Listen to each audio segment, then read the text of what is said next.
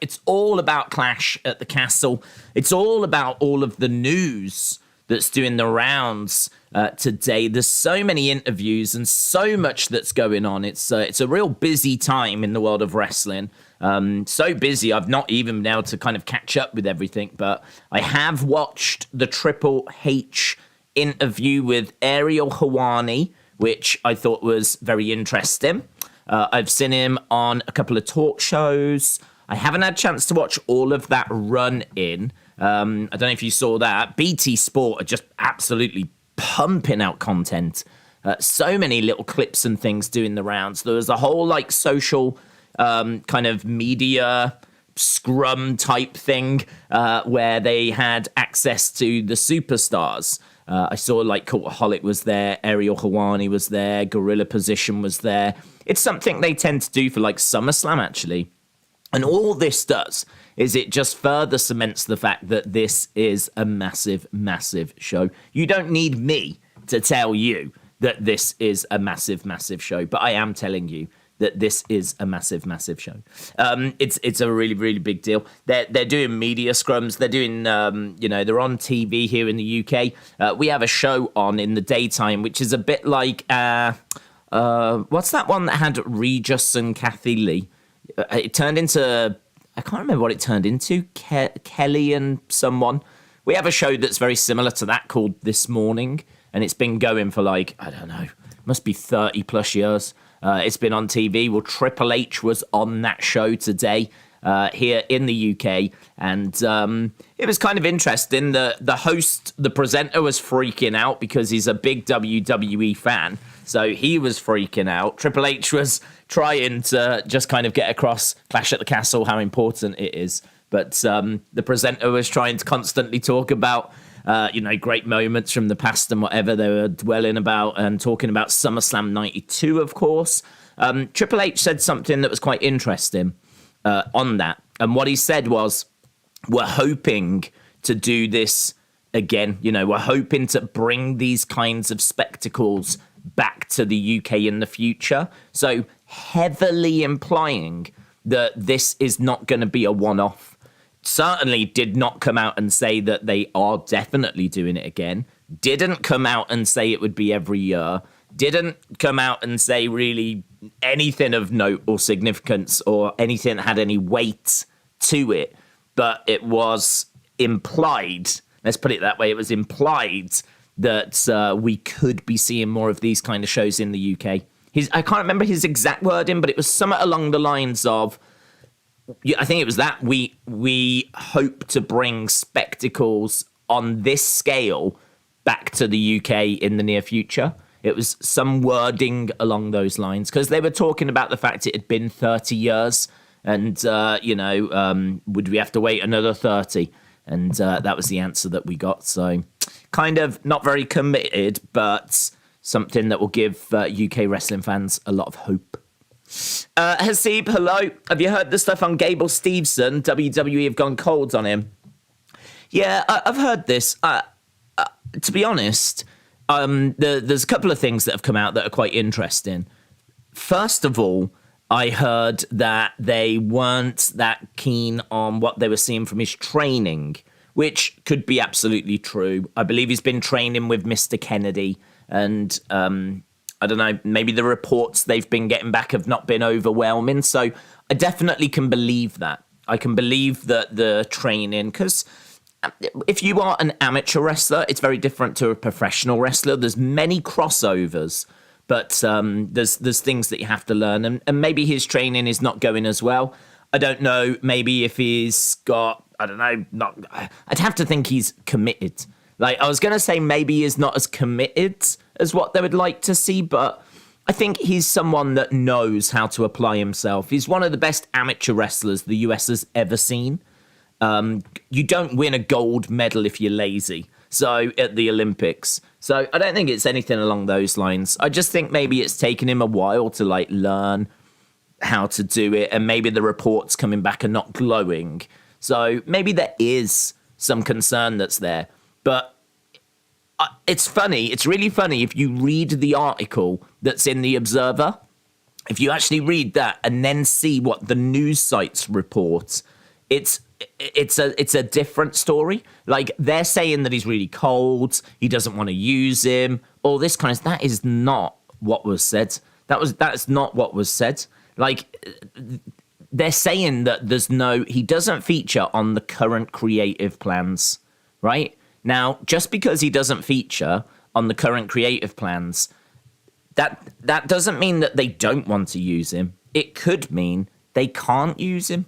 It could mean that he's got a slight injury that he's picked up in training. It could be that he's got a commitment that he's got to get out of the way first. There were rumors that he was thinking of going back into amateur wrestling because he could do that for, I think, a little bit longer or something along those lines. So it's kind of mind-blowing to see the article, then see what the news sites are reporting, and actually get, like, completely different. Well, not completely different, but you get my point. I definitely think a lot of what is being said is blown out of proportion. In no way do I think that Triple H hates Gable Steveson or doesn't want to use Gable Steveson or has lost respect for Gable Steveson. I don't think that's the story at all. I certainly think that's the picture that's being painted by some news outlets, but that's not the story. I think the story is, I can definitely believe that it's taken him longer to learn and train, and that maybe he's not progressing as quick as what they would like.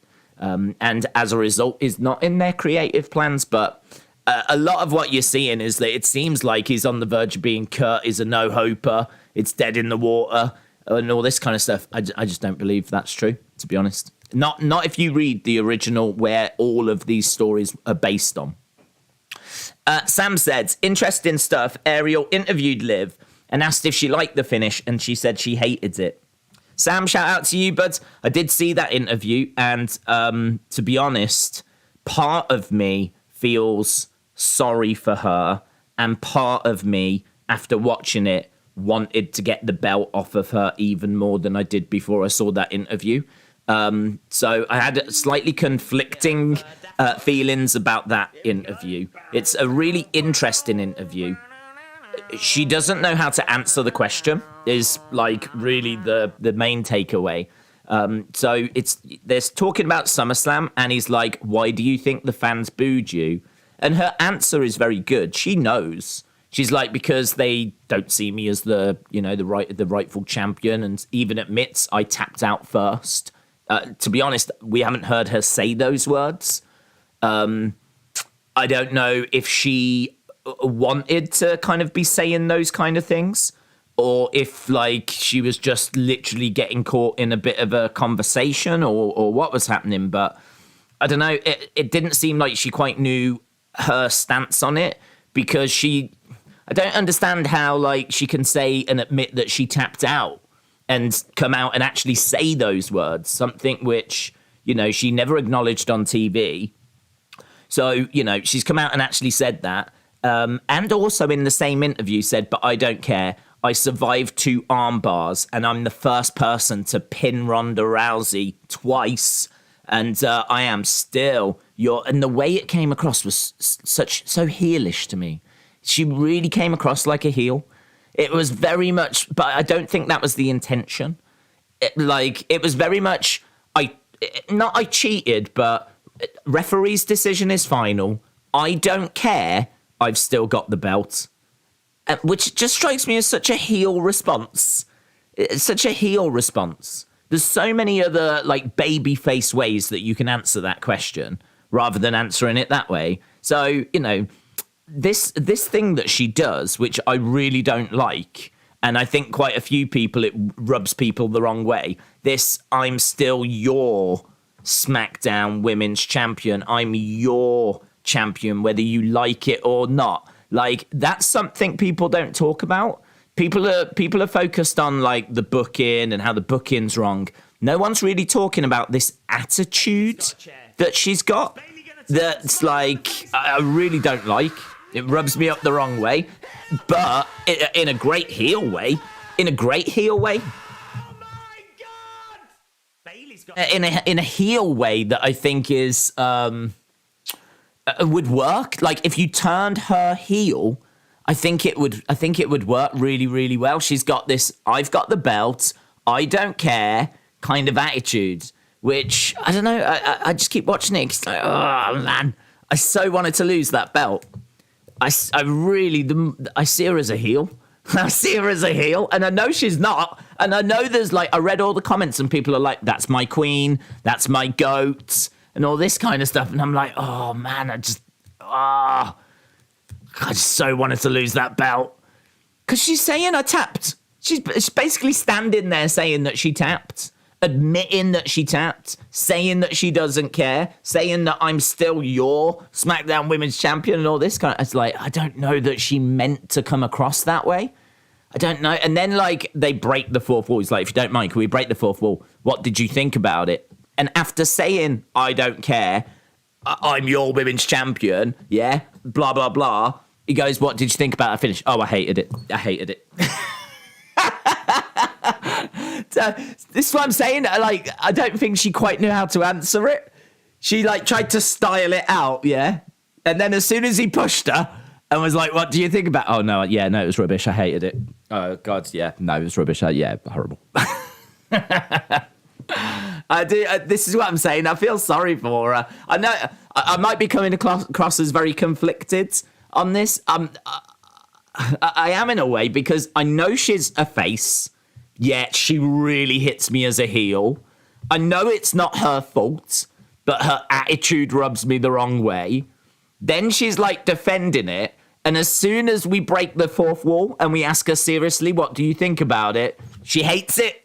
I mean, how am I meant to feel? This is my point. Do you know what I mean? How am I meant to feel? I don't think she quite knew how to answer that question. And as a result, it left me all over the place. So you should watch it. If you haven't seen it, watch it and see. It's a really interesting subject, this one. It's a really interesting subject because I think everyone has seen her journey and feels different about her. There are tons of people that are just, Liv can do no wrong, right? Don't care what she does, yeah? She could go to the ring, set her opponents on fire, yeah? Win the match, skip away, and people will be like, oh my God, that's my queen. That is my queen, right? So you got them people. Then you've got people that are like, it wasn't her fault what happened at SummerSlam, forget about it. These things happen, and they're still on boards. They're not crazy about Liv, but they don't hate Liv. And then you've got like me, where I'm not crazy about Liv. I wouldn't say I hate her. I mean, I don't hate her, the person, but the character, the story that the character is telling. For me, SummerSlam was botched. I've said that many, many times. And the more I hear from her, the more I'm like, oh man, I just want someone else as champ. Just that attitude that's coming across now just rubs me up the wrong way. You've got lots of people at kind of different relationships with her, and it's just really interesting. Like, even reading the comments below was really, really interesting, because that you had, that's my queen. You had people going, you don't deserve the belt. You had people going, ignore the haters. I mean, there was just like different responses to it, and I can understand it. I can understand all sides, because one thing, I will move on from this, but one thing I will finish on, right, is she started down in NXT at the very bottom level, right? She was like jobbing out to people, and she never was NXT Women's Champion. I don't even know if she was at a takeover, to be honest. But I remember like her having matches with Eva Marie and things like this. Like, she was down in NXT, just, trying to find her character, find her feet and all of that kind of stuff. She then gets put in Riot Squad and in my opinion, moved to the main roster too quickly. We just hadn't seen much from her in NXT. And before you know it, boom, she's on the main roster with Riot Squad. She's had to do a lot of learning on the main roster, which she has done. She's certainly paid her dues. No one can deny she hasn't done that. She's traveled the road. She's put the work in. She's put the years in. She's been with that company a long, long time. So does she deserve these opportunities? Yes, she does. She's put the work in. She's put the dues in. She's done everything that she needed to do. And she's got to that mountaintop, and I had no problem with her winning Money in the Bank. No problem whatsoever. Wasn't crazy about the cash-in, but as I said, like, fine, let's see what comes next. Really hated SummerSlam result, the way it went down, to the point where I'm like, oh, we need to just get this offer and reset it. So, yeah, I've said it many, many times, I would take the belt off Liv, but if I was booking it, she would get it back. She would have it back. This isn't a get it off Liv, get Liv out of the company rant. This is get it off Liv because you botched it. I don't even think, for me personally, for many of you it might be. For me, I don't think it's savable, because not only is it just not going away, that SummerSlam thing, because again, it got spoke about here, just out the blue, it's still being mentioned. It's still coming up. I haven't brought it up. Ariel Helwani brought it up, right? It was in an interview. So, she can't quite escape it yet. So not only is it keep coming up, but every time it gets spoken about, there's always that attitude of, I don't care, I'm your champion, kind of a thing, which just rubs me up the wrong way. And it just annoys me more. So, yeah, I think she wins at Clash, though. I think she wins at Clash. Be very interesting how. Very interesting how. Is it going to be clean? Is it going to be dirty? Is it going to be outside interference? Will we get Ronda? We'll find out. Hayden said, I'm hyped for Clash at the Castle. That's good, buds. You should be. It's going to be a fantastic show. It's going to be a fantastic show.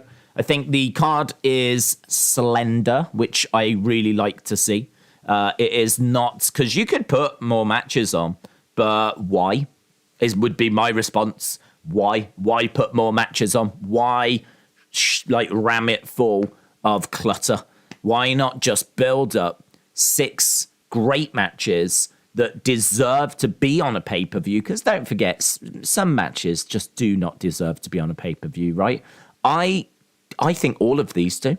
I think every single match that we are getting tomorrow at Clash at the Castle deserves to be on that pay-per-view, which is great. There is no filler, if you will. There is no match that I don't want to see. I want to watch every match. There's not a single match where I'm going to be like, yeah, that's the bathroom break. That's the, I'm not too fussed about that one. Every match is ones that I want to see. So great. And because it's going to be, say, 3 hours, 3.5 hours, around that kind of ballpark, won't get burnt out. Crowd should be electric. I did put a post up as well, right? And I mean it, and I stand by it, and I will say it here as well. If you are going to Clash at the Castle, make noise, right? Because, first of all, we want the world to, experience a show, a stadium show, and see what it would be like to have it on a more regular basis in the UK. The UK is passionate, it's loud when it comes to these kind of events. We've spoken before about how our soccer football culture really bleeds into the other live events that we have. Even if you go to the theatre when you're a kid with pantomime, that's very interactive. So, shouting things out is kind of something we do from a young age. It's not something that we're particularly shy about. It's not something that we're, self-conscious about. We're quite happy to go along, cheer, boo, make noise, and be a part of the show and add to the show. I don't need to remind the crowd to do that, but there will be a lot of kids going, and I think it's important that they are aware that, go and have fun, go and make noise, cheer for your favourites, whoever it is, yeah? Boo the people you don't like. Join in with chants. Try and start some chants. If it doesn't work, don't worry about it. But, just go, make noise, make sure that the world sees what a UK stadium premium live event looks like. Because the hope is that if you can put on an amazing show, grab the world's attention, they will hopefully give the UK and Europe, because I know there's a lot of Europeans that are going to Wales as well. It doesn't bother me if it's in Italy, if it's in France, if it's in Spain, if it's in Germany. I actually think they could be really culturally very interesting. Imagine a German show. Imagine an Italian show, and an Italian show, and like you'd have to think that the setting would be like, I don't know, the Colosseum or something like that. Like you could do something really cool. It could be like the wrestling ring could be a giant pizza, but like, you know, you could do some really fun stuff by going to these different places, giving people a different flavor, and not just like, you know, constantly in arenas in America. Go around the world. Even if you've got to add extra shows. Do you know what I mean? Even if you have to add extra shows and do some extra shows around the world, like, do it, because it is worth it. You do really excite those audiences. I can't even begin to tell you how excited the UK are. It was on our main news tonight, Clash at the Castle. It was one of those kind of later stories. Also, in other news, the WWE is in town. They will be in Cardiff for their biggest show in 30 years. Let's go over to Diane, who brings us that story. So we had like a report like this, and then, like, you know, they were having a look around, speaking to some of the fans, looking at the superstore, all this kind of stuff. So, you know, I mean, it's a big deal. It's a big deal. I can only imagine, I mean, like, look, the UK or England certainly is about the same size, I believe, as, like, I don't know, Georgia, one of your states. Not even a big state.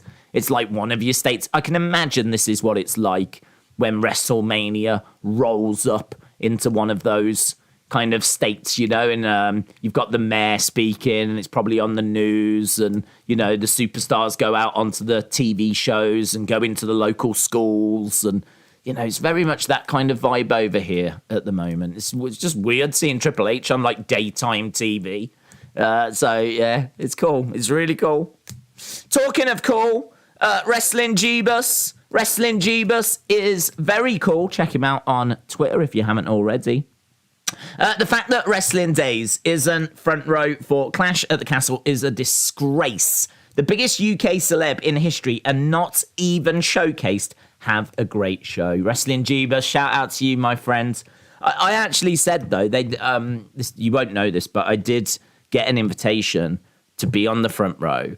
And I actually said, if Wrestling Jeebus isn't sat next to me, I don't want to go. And apparently you was demanding like a really, really high fee. You was asking for more money than Tyson Fury has asked for, which, to be honest, I think you deserve. But I never got an answer back as to whether you was actually going to be there or not. So I turned them down. So that's, you know, little bit of behind the scenes there as to what's been going on. But I hope you're well, bud. And I hope that you enjoy the show. I'm guessing you won't be there, but have fun. Have you seen the Usos weren't allowed in Canada to travel to Cardiff due to... Have you seen the Usos weren't allowed in Canada to travel to Cardiff due to too many DUIs? Hang on. They couldn't go to Canada. I don't know. Can they come to the UK? I actually don't know. I mean, I feel like we let anyone in, to be honest. I don't know if we have any rules like that. I don't know. I really don't know. Would we not let someone in because they've had a few too many DUIs? I have no idea. I actually don't know what the rules would be like on that to come to the UK. Some countries are really strict on like that kind of stuff, and other countries like the UK, I genuinely haven't got a clue what our rules are. So I couldn't tell you. That's a really interesting point because I never considered they wouldn't be here. Would the DUIs prevent them from coming? I haven't heard that they are. Let's put it that way. I've not read anywhere that the Usos can't come in. Although saying that, I've seen a lot of celebrities, a lot of the wrestlers actually here. Haven't seen the Usos yet. What are your thoughts on Triple H said about Bray? What did you read into what he was saying? Do you think he's open to a return? Was he just praising because he had to? Yeah, okay, so the Bray stuff. I read into it that he really likes Bray. So I'm going to tell you what I read into it, right? You might have read different, but I'm going to tell you what I heard. He likes and respects Bray Wyatt. He said that he is one of the most... He didn't have to word it this way. one of the most crazy creative people he's ever met. Now, he could have said anything, yeah? He could have said anything. He could have said, man, that guy is crazy. Very creative. I'll give him that. He could have said it that way, but he didn't. He said one of the most crazy creative people he has ever met, okay? Now, and he said in a good way, right? So for me, I think that's genuine. There's so many different ways that you can word that. I believe that's genuine. I believe that he is saying that he is one of the most creative people he's ever met, right? I've had a lot of people on Twitter. I've seen a lot of people saying he said that he loves working with him, and then he corrects himself to loved, and that's a sign that they're working together now. I don't believe that's true. That one I don't agree with. The way he words it, he doesn't. He's like, I love working with Bray. I loved our time down in NXT. It was so natural. That second loved wasn't a correction. It's not like you went, I loved working with. He didn't correct himself like that. He said, I love working with Bray and I loved our time down in NXT. So I think people reading into that are reading into that. That to me is nothing. That's nothing. I love working with such and such. I hope to do it again in the future is an absolutely perfectly acceptable way to word something. That's not a slip of the tongue. So I think that's absolutely nothing, right? In regards to what followed, though, I thought was very interesting because, again, social media likes to take things and just focus on certain things. So he's one of the most crazy creative people that I've ever worked with. That was what was all over social media, yeah? Bray Wyatt confirmed return is what people were saying. But what he follows it up with is really interesting because he then goes to talk on about he's all over the place. And basically, again, saying things he didn't need to say, but he went into and gave you a bit of an indication as to why Bray wasn't there anymore, why he fell out with Vince, gave you an indication as to why he potentially might not find his way back to WWE. And what he goes into saying is that he's all over the place. He will have a million ideas and then he'll scrap a load of them and he'll want to go forget all of that and let's do this now. And trying to harness and focus him and get him to commit to one idea, rather than the billion that are being thrown out, to actually like get that one idea and run with it and to try and control his creativity is, in Triple H's words, very difficult. And I got the impression that would be very frustrating for Vince and for people having to work with Bray Wyatt. He actually continued to go on and say, and this wasn't specifically about Bray, but it was still in the same conversation. He said, how did he word it? He said, he might be an asshole, but is our asshole. And he worded it along those lines. And I was kind of like, what? I mean, he's not specifically talking about Bray. He was kind of more talking about people that are hard to work with. I just thought it was very interesting that we talk about Bray Wyatt and the conversation, with no help from Ariel, started to just naturally go into a conversation about people that are hard to work with. And, Triple H is saying and talking about that he likes that challenge, though. That's a challenge he enjoys. He doesn't just want something that's just click, yeah, that's nice and straightforward. Like, he enjoys the challenge of working with those people. That was very interesting. I came away from it, right? I don't think learning anything new, but I think what I did learn was Triple H's perspective and Triple H's view of Bray Wyatt. And so what I took away from it was that Bray is genuinely very creative, has a million ideas. A load of them could be trash, but at least one of them, if not 10 of them, could be absolutely gold, but getting him to focus and drill down and not go off into another billion different directions and actually get him to settle on something and actually find a way forward is very difficult. Very difficult. And as a result, it can be a very frustrating process and not an easy process, maybe a time-consuming process in a world where time is not something you tend to get that much of. So I think that it's a challenge to work with Bray Wyatt. I don't think it's straightforward. I don't think it's easy. I don't think that it's something that Vince found pleasurable, to be honest, or enjoyable, or was something that Vince, relished. And I think that ultimately these might be things that aided his downfall and are maybe reasons as to why someone that was one of their top merch sellers no longer works there because of this reason, because he's such a creative force with so many ideas and constantly coming up with stuff and constantly involved.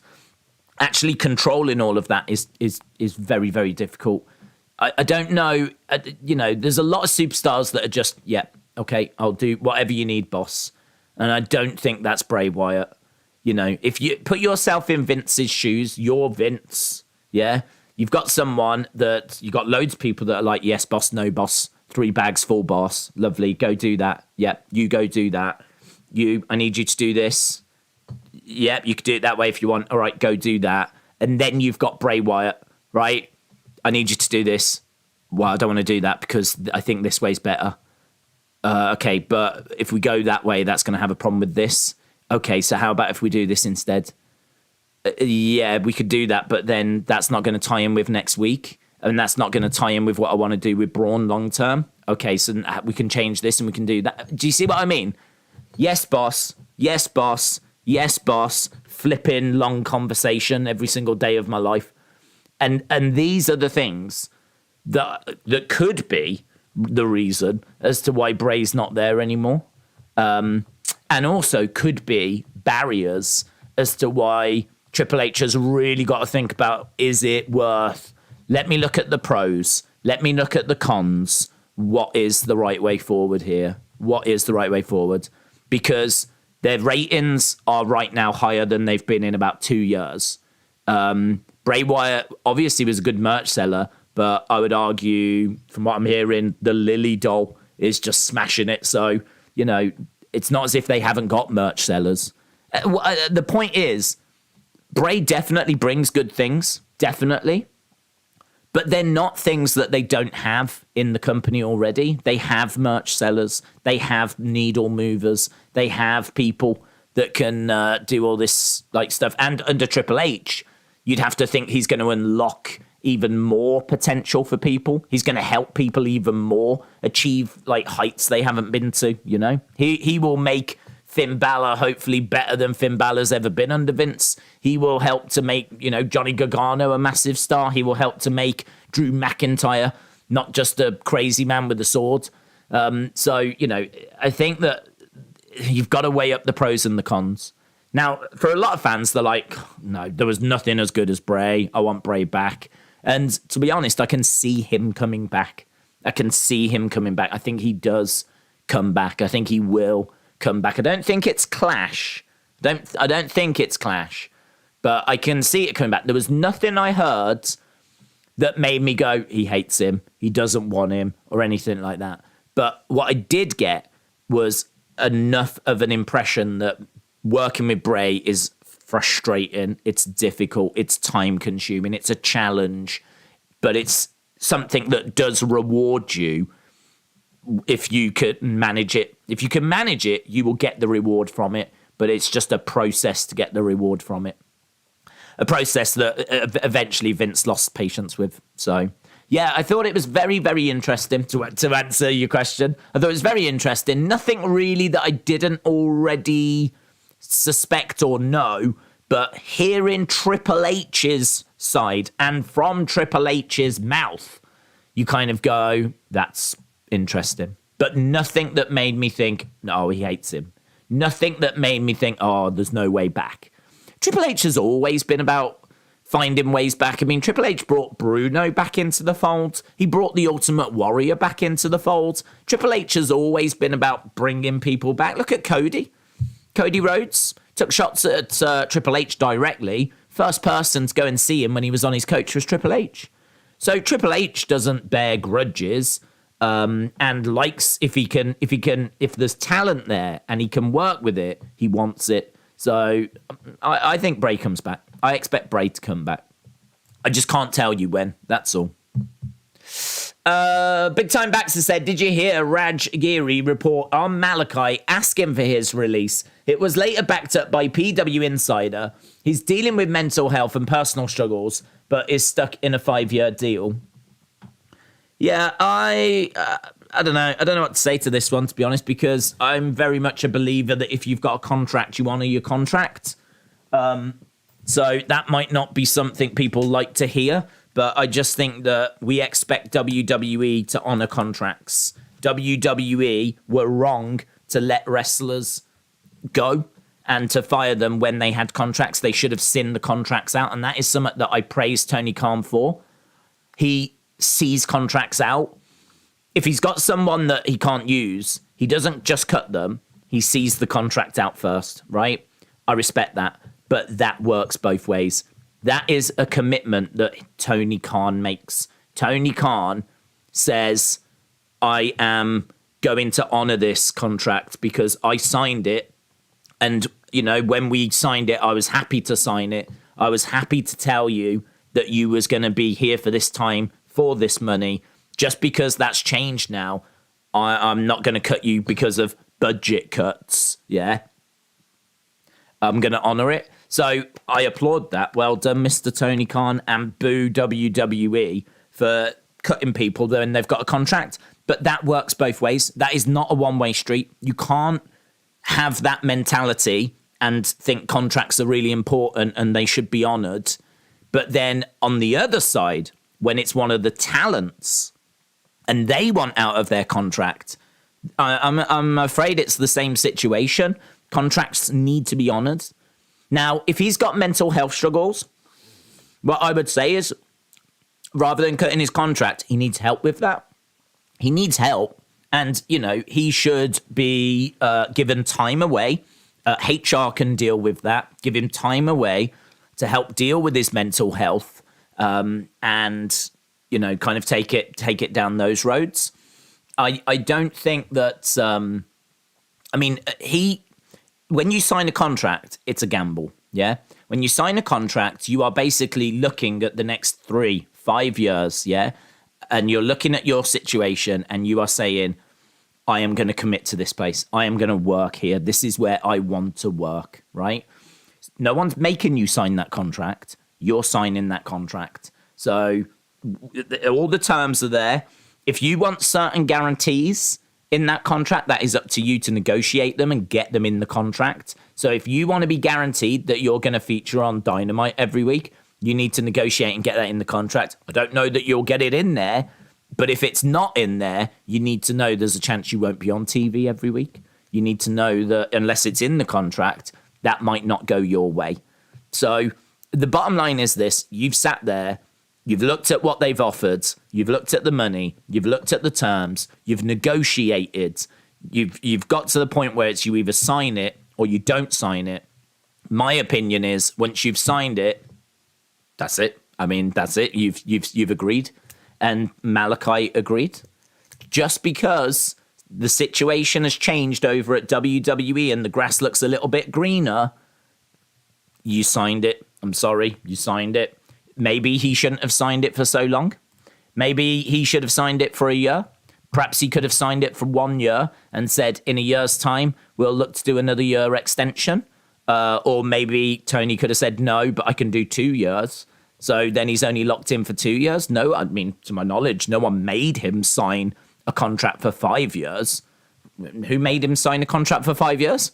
I can only imagine that, you know, could have been negotiated. So I don't know. My feeling is that I struggle on this. It's Edge! Edge at 21! Edge at 21! Edge is here! Edge is here! So yeah, no one made him sign it. It's why it's my exact same feeling as to why when Sasha and Naomi walked out, I thought that was wrong. They've got a contract. They agreed to do whatever storylines were given to them. Just because there was a storyline given to them they didn't like, they end up walking out. Like, that sucked. So I didn't agree with that. People saying, oh, everyone had energy for free Ali. Where's the same energy for free Malakai Black? Well, to be honest, free Ali signed a contract. That he should have honoured that contract. There was no energy from me for free Ali. There's no energy from me for free Malakai Black.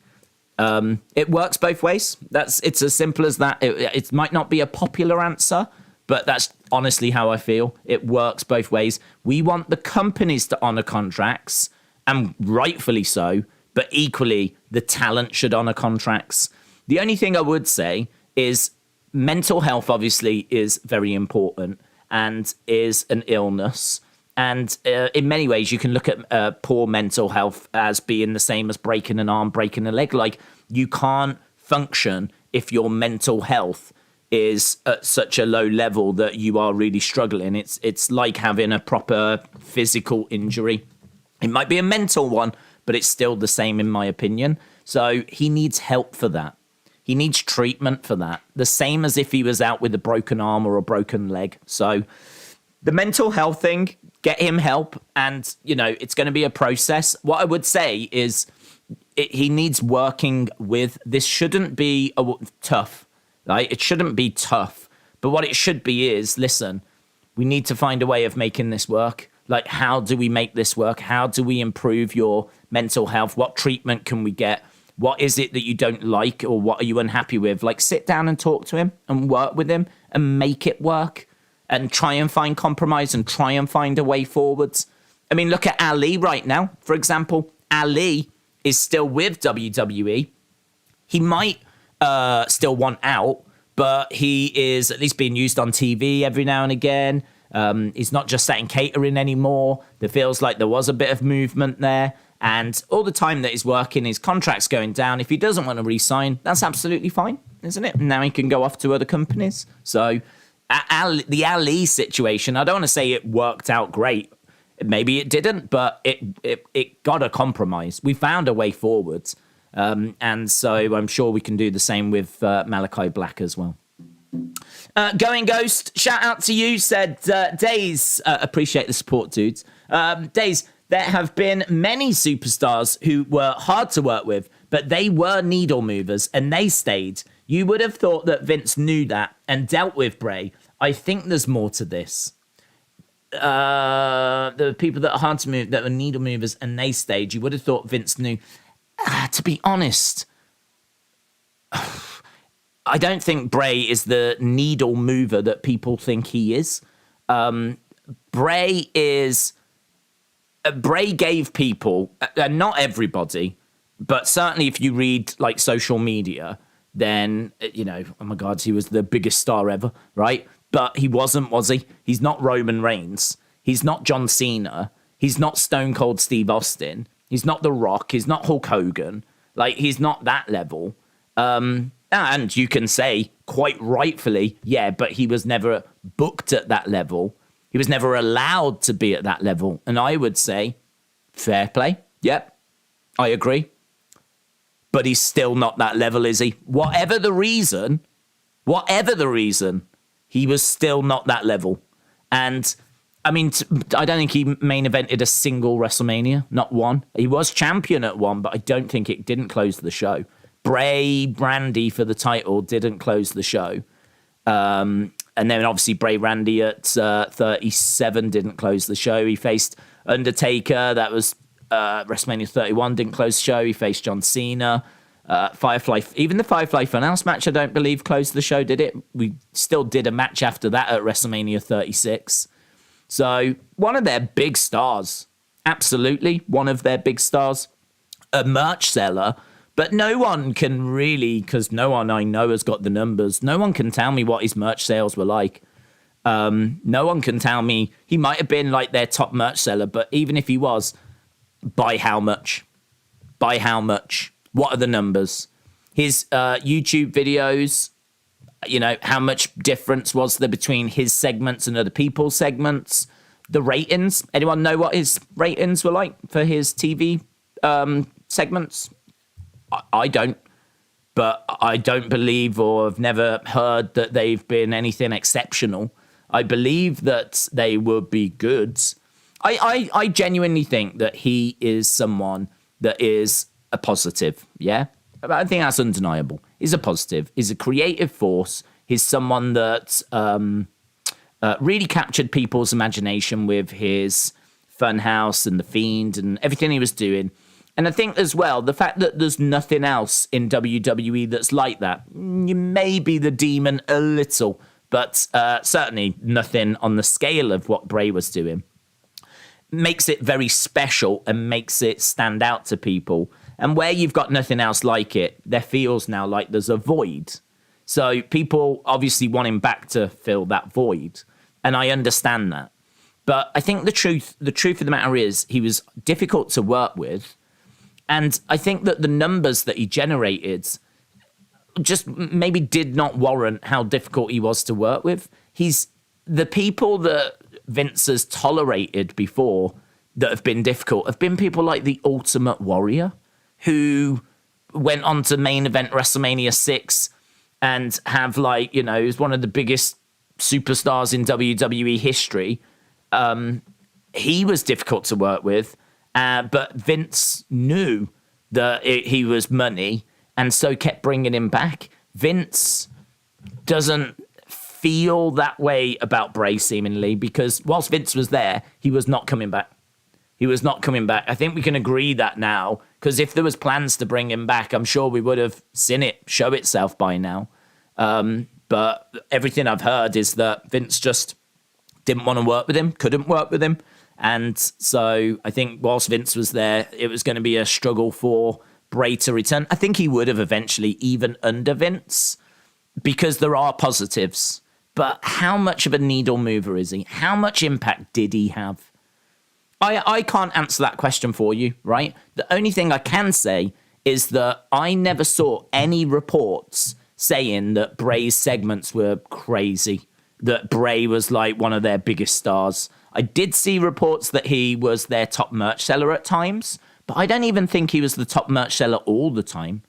I just think there's times where he's the top merch seller. You can say that Roman is the top merch seller. I'm sure there were times where Drew has been like top merch seller. I'm sure there's times where, Alexa with Lily has been top merch seller. So, and Sasha, I'm sure at times has been top merch seller. So even though he's top merch seller, that was not for the whole period of time that he was there.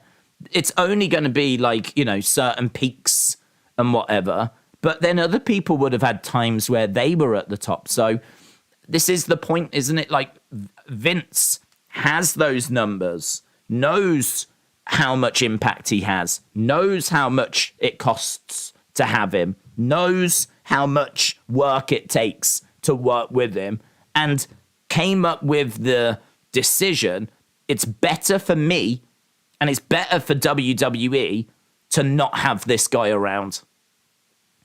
The one thing I think we can agree on, maybe we can't, but hopefully we can, is that Vince will do what is right for WWE. He will do what is best for business. I genuinely believe he does what's best for business, because he has brought Warrior back. He has brought back, as you said, other problematic people. And he will do what he thinks is the best for WWE. He will do some real underhand tactics as long as it benefits WWE. So the fact that he's looked at all of these metrics and he's come to the decision it's better for this company that Bray is not here, it is very, very interesting. And I can understand why Going Ghost, other people think that there is more to this situation, that something else has gone on and that we haven't heard about. I think that it's just simpler than that. I just think it's simpler than that. I just think that he does influence ratings. He does shift merchandise, but I don't believe he does it on a scale like, say, Roman, or certainly not consistently like Roman. or like we've seen with the Lily dolls, for example. So I just think that, he moves that needle, but Vince looked at it and went, I think I'd just rather save the wage. And it comes down to that. But I think that Triple H knows there's nothing on the roster that's like what Bray brings. He also, what I thought was very interesting, was once we got, I don't know if you saw the interview with Ariel Helwani, but once he got to the end of that interview, he actually said, I want to ask you about 4 people. And can you give me answers? You can plead the 5th if you want. And he's like, okay, let's go. And first one was Sasha. And he was like, oh, she's, amazing. I've always thought she was amazing. It's up to her to decide what she wants to do now. Second one was Braun, right? And he was saying that he's quite polarizing. Some people like him, some people don't like him. But he's always seen the talent and respects him for the big man that he is. And then Triple H said, I think I could guess the next 2. And Ariel was like, okay, first one then, Bray Wyatt. And he was like, yeah. So he's like, what I thought was interesting is that he made it seem like when people talk to him, this is something that comes up, which I thought was very interesting. Because don't you think it's interesting that Triple H, if you went to Triple H and went, I want to ask you about 4 people, yeah, if Triple H can guess 2 of them, that's because these are the 2 names that are getting spoken to him the most, you would imagine. These are the 2 names that people are talking about to him. And as soon as he got to the end, he was like, I reckon I can guess the next 2. And Ariel was like, okay, well, the first one's Bray Wyatt. And Triple H was like, yeah. As if, like, I knew that was coming. And I thought that was very interesting. So, look, I think there's every chance in the world. I didn't, that he comes back. I didn't leave that interview thinking, nah, there's no chance. It's done. It's over. There's no way back. I left it thinking, I can see this happening. But I must admit, I felt that before.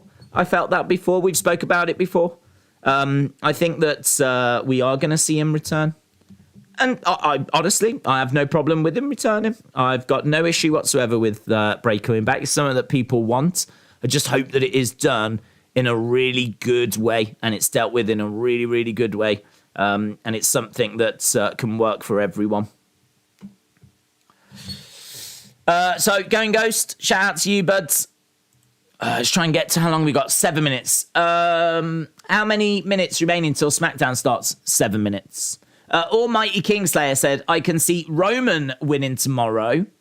That Pro Ranger said, please, Braun, return this Monday. Edward said, Triple H has confirmed the UK pay-per-view thing will be a yearly thing. I've not seen that. I've not seen the yearly thing. I don't know where that was mentioned. I mean, he's done a lot of interviews, in all fairness. I saw someone saying that about his This Morning interview, so I specifically watched that, and he doesn't say it on there. What he does say is that they are hoping to do more shows on this scale, but no way does he say it's a yearly thing. But he might have said something on one of the many, many interviews that he's done. So you'll have to let me know where that's come from, because I obviously would like to check that out. Macarai said, Days, according to betting, Roman is 8-11, Drew is 1-1. I don't even know what that means. What do you think? I think that Drew wins. Tyson Fury is confirmed ringside, which I think is a bit of a shame, to be honest. I would have had him as flag bearer because I think it's a lovely little Easter egg or a little callback to SummerSlam 92. So I would have had him as flag bearer. But is ringside. Triple H said he's going to put a camera on him because if he feels like getting physical, then brilliant. He's going to, if Fury wants to get physical, then that's up to him. So it kind of really does make it seem like he's going to get physical. So look, Fury's at ringside. We expect him to get involved. Don't know how he's going to get involved, but my thinking is that someone's going to try and help Roman cheat. I think Fury is going to stop them, And I think Drew's going to claymore his way to victory. So I think Drew's going to win. That is going to split opinion. Some people are going to like that. Some people are not going to like that. That's the way that I think it's going to go. Obviously, it's not confirmed. I personally would like for both to leave with the belts. I think that Roman, he doesn't need both. I think that Raw does deserve to have a champion. I think that I want that Universal to stay on Roman because I think we're celebrating 2 years of him being Universal Champion tonight. And I would like for that to continue. So I don't want that one to go to Drew, but I really, really don't mind Drew winning the WWE title. I really don't mind. I think it's a nice end to the show. It gives Drew his moment that he never got at WrestleMania 36. Yeah, Drew's a bit cold. I don't really feel that kind of passion towards him, that emotion towards him, but it would be nice for the UK crowds. You know, someone from Scotland standing tall at the end of the show. And if Roman keeps the Universal belt, then I don't really feel like Roman has lost a great deal. He can act like he's lost something massive, but it's that Universal title that really matters. It's not the WWE one. The WWE one he's only had since WrestleMania. So, like, I just don't know how we get there. But if there was, that would be my perfect outcome. My dream scenario is they both leave with one belt. But I have no idea how we do it. Jamie Elson, shout out to you, my friend. I hope you are well. Shout out to you. James said, did you see Jericho's response? I didn't, but I heard that he had responded. Was it on Twitter? Let me have a look.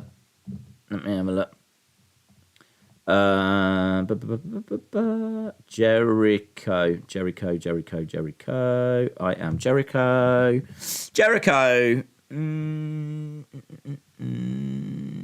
Can't see anything.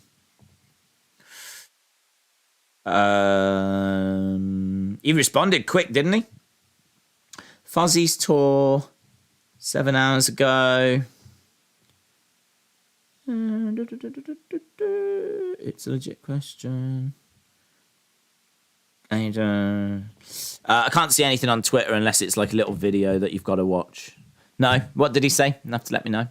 It is on Twitter. I've just got lots of retweets from a day ago. His pinned one is about Fozzy. Then there's something about positive vibes. Then there's something about cancer. Then there's about my favourite moment from Jericho retweet. Then there's a clip here from Talk is Jericho. Is it this?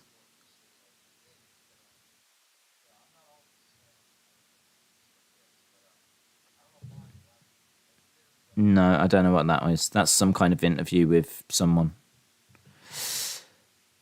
I don't know. I can't see it. They could have a segment with AP and Sammy. We see Sammy go to Adam, close the door. Clash at the Castle. Sammy accidentally costs Roman the match, but on Raw, we find out he made a deal only for the WWE belts. It was an interview. Okay.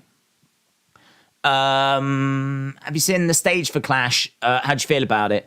I haven't seen a stage. What I've seen is a ramp and just an entranceway. I haven't seen a stage. I don't think there is a stage. It's very minimal. So the screen, the bit that kind of hides the light in, that goes above the ring, that is in the shape of like a castle wall and towers and everything. That's cool. But it's not, I don't know, that bit, that's just, I don't know, it's not really much, is it? The Clash at the Castle walkway is just this long screen, which is cool. Look, it's going to look nice, but I don't know. It's just looks like a walkway. It's a little bit like, I think what you'd compare it to. It's not really Royal Rumble, but Royal Rumble's quite similar in the sense of that's quite minimal, isn't it? There's no grand stage for Royal Rumble. It tends to be at like a baseball kind of ground, and then like they come up from down below, and then like you've got like quite low screens, and then they like walk out that way. Yeah, I don't know. I must admit, I was hoping for like a stage, maybe a dragon, breathing fire. I was like that. This is just like an entranceway. I ain't down on it. I mean, the ramp looks cool. It ain't really about that, is it? So, yeah, I ain't down on it, but I can't say I've seen much in the way of a stage. I tweeted you. It's 2 tweets. Okay, thank you. I seriously could not find them. Chris Jericho is changing the narrative. NXT sucks. My boss has more money than his does. NXT sucks. It's not a good show, and they know it. Whether they were punished for losing to AEW or not, they probably were punished. That's probably why Triple H said those things, because he's angry that we beat them.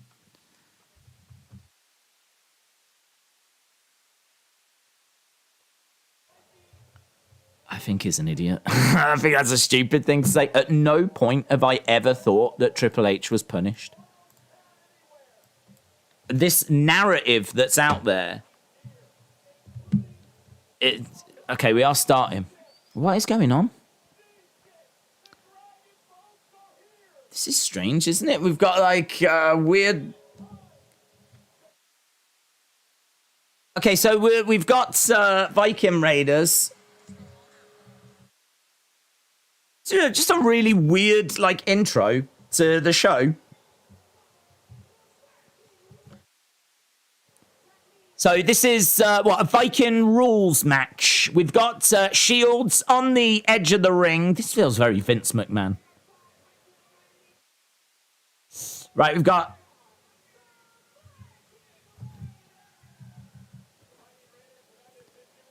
Okay, there we go. So there is a bit of a dragon longboat.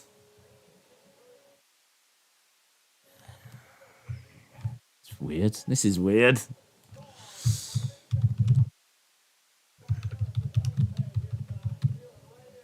Okay, so there's like a longboat hull. The front of a boat is kind of on the end of the ring.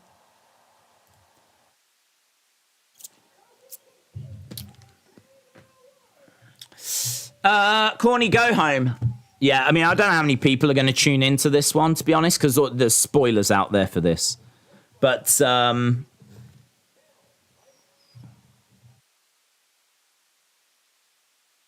into it. If Hogan doesn't win the Universal title, we riot. Never fear, Larry is here. Okay, New Day have made their way down. They're having a look. It's a weird little set thing to build, isn't it? It's just like an extra piece to the ring.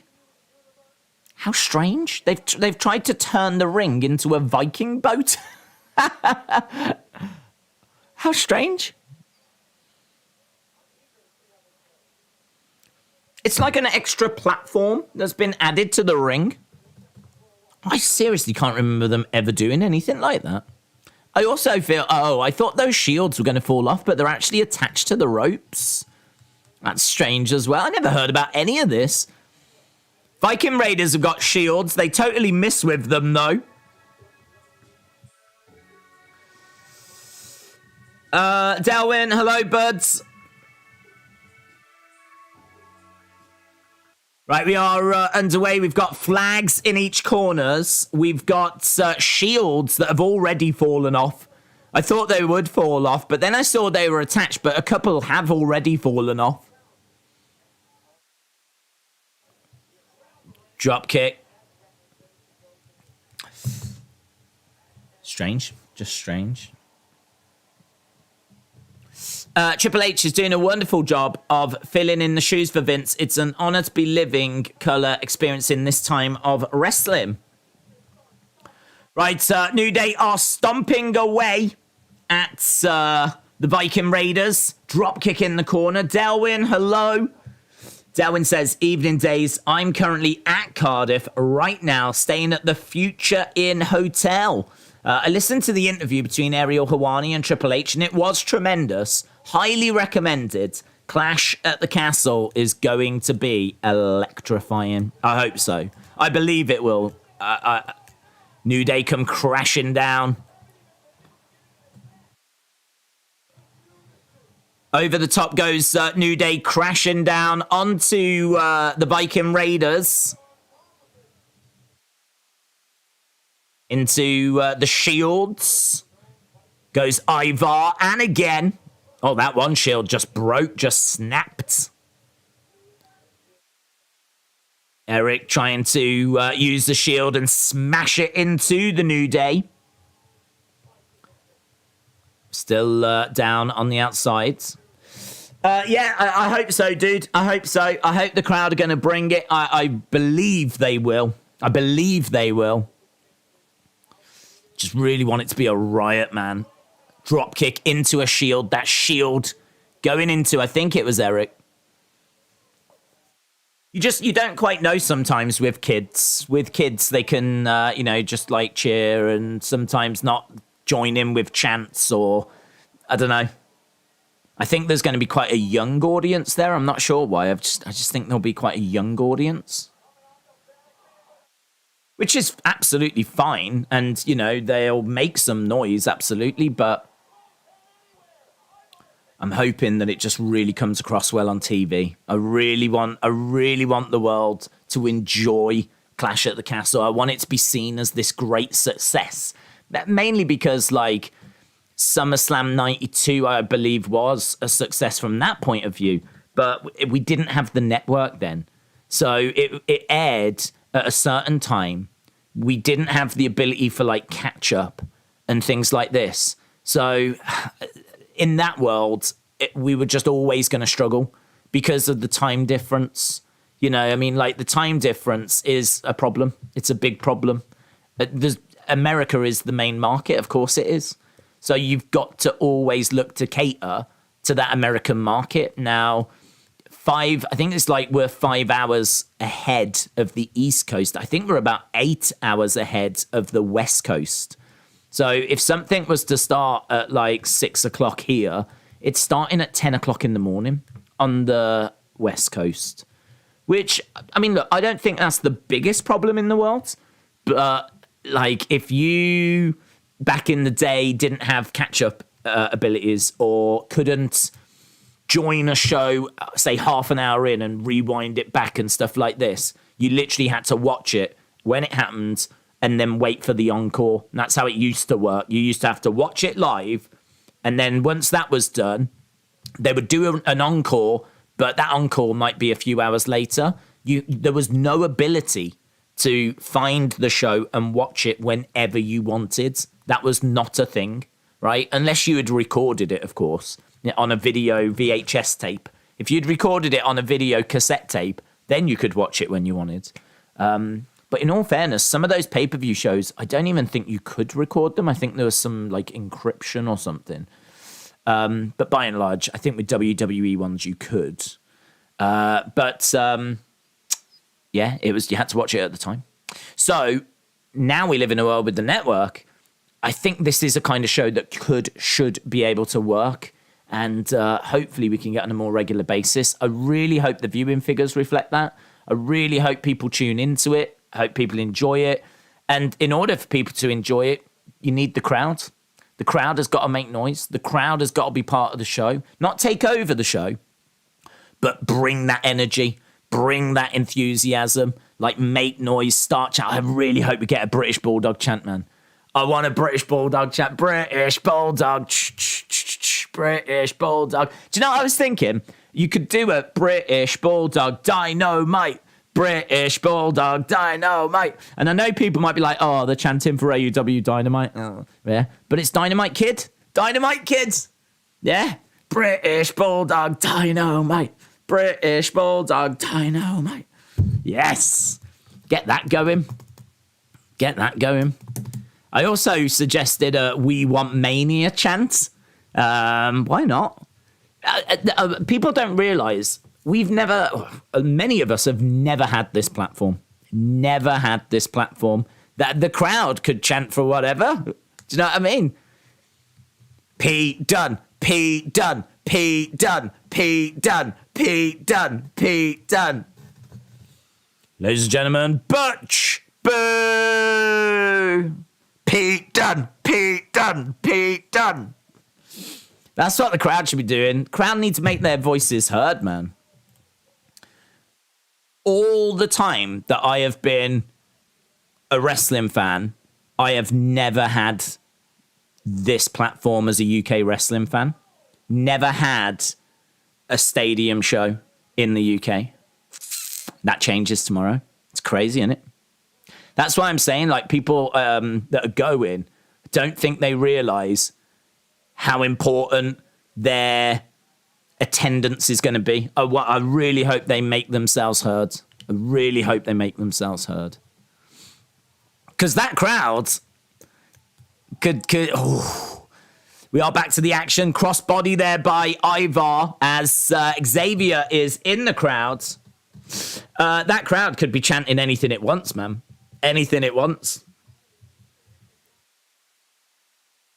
UK, this is your chance to make noise and do other international countries a favour. Be as loud as you can, as I want to hear the screams outside my window, says YouTube fan. That's true.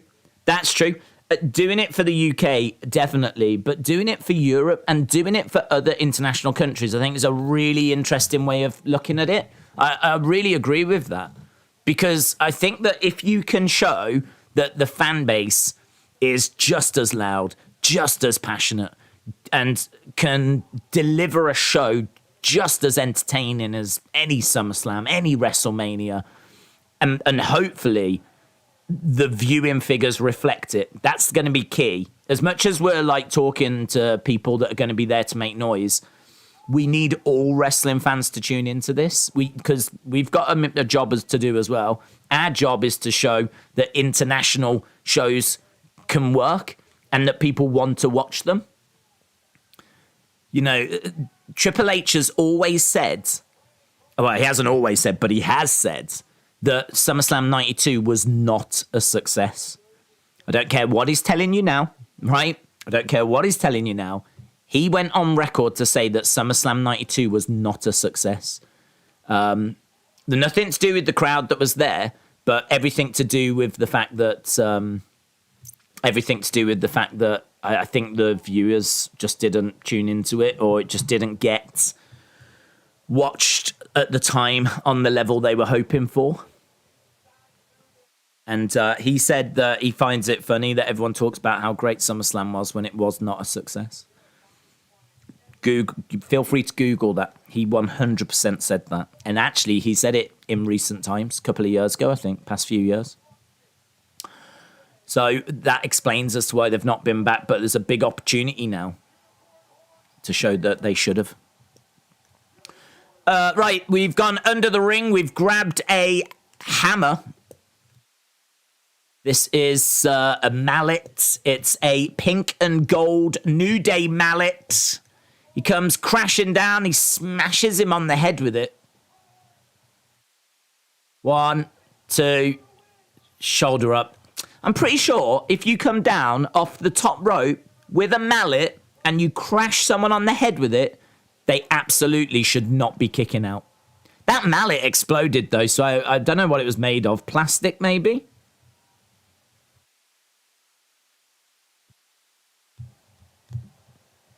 We've got a table that's being introduced. So a table is being brought in.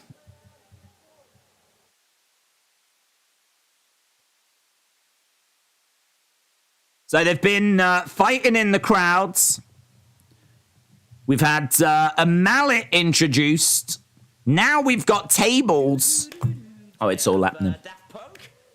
Blissful Stars, shout out to you. Message retracted.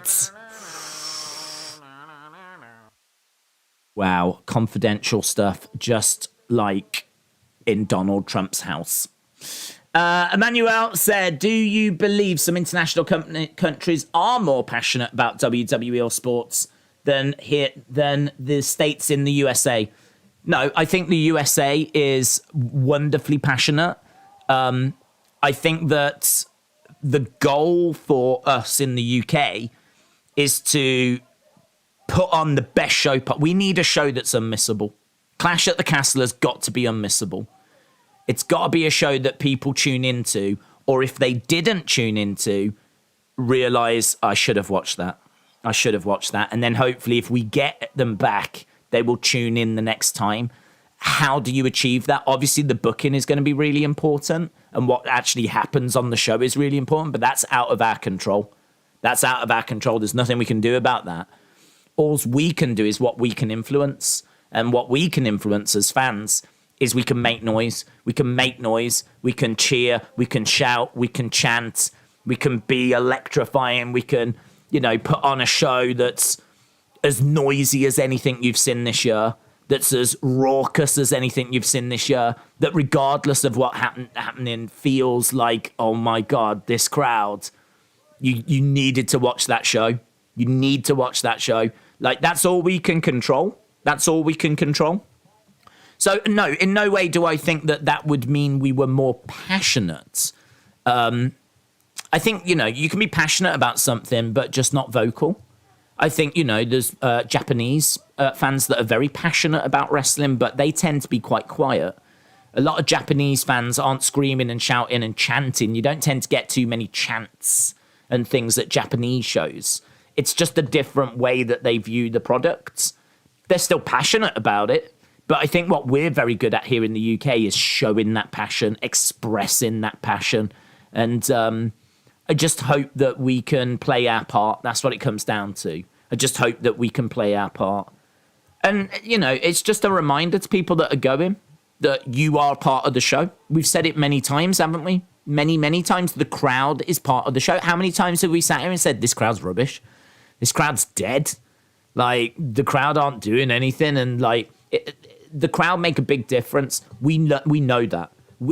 Listen, we've all just been through the flipping pandemic era. You can't tell me the crowd doesn't make a difference. We've all gone through the pandemic era. It was horrible. It's one of my least favorite times in WWE. It's just horrible. Wrestling without a crowd is horrible. It's not completely useless. Like, there's still skills that are on display, but those pops, reactions, the way that a crowd kind of just brings energy to a show.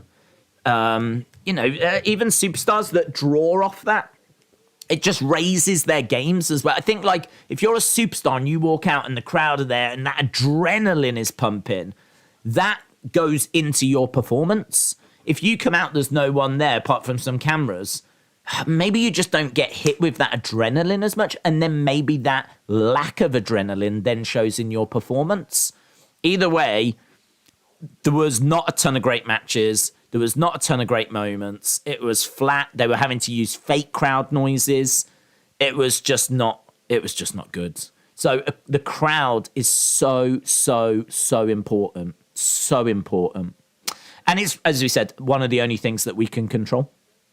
So all we can do, isn't it, is make sure that, they're making noise. So that's why I'm mentioning it as much as I can, because it's important. It's the only thing we can control. And then hopefully if people enjoy the show and the show's like a critical success and people tuned into it and it's a rating success, then that is just adds more to the argument. You need to do more international shows. I want shows coming from Australia, coming from Japan, coming from Mexico, coming from, we already get them in the Middle East, but Europe, let's get them in Europe, Canada.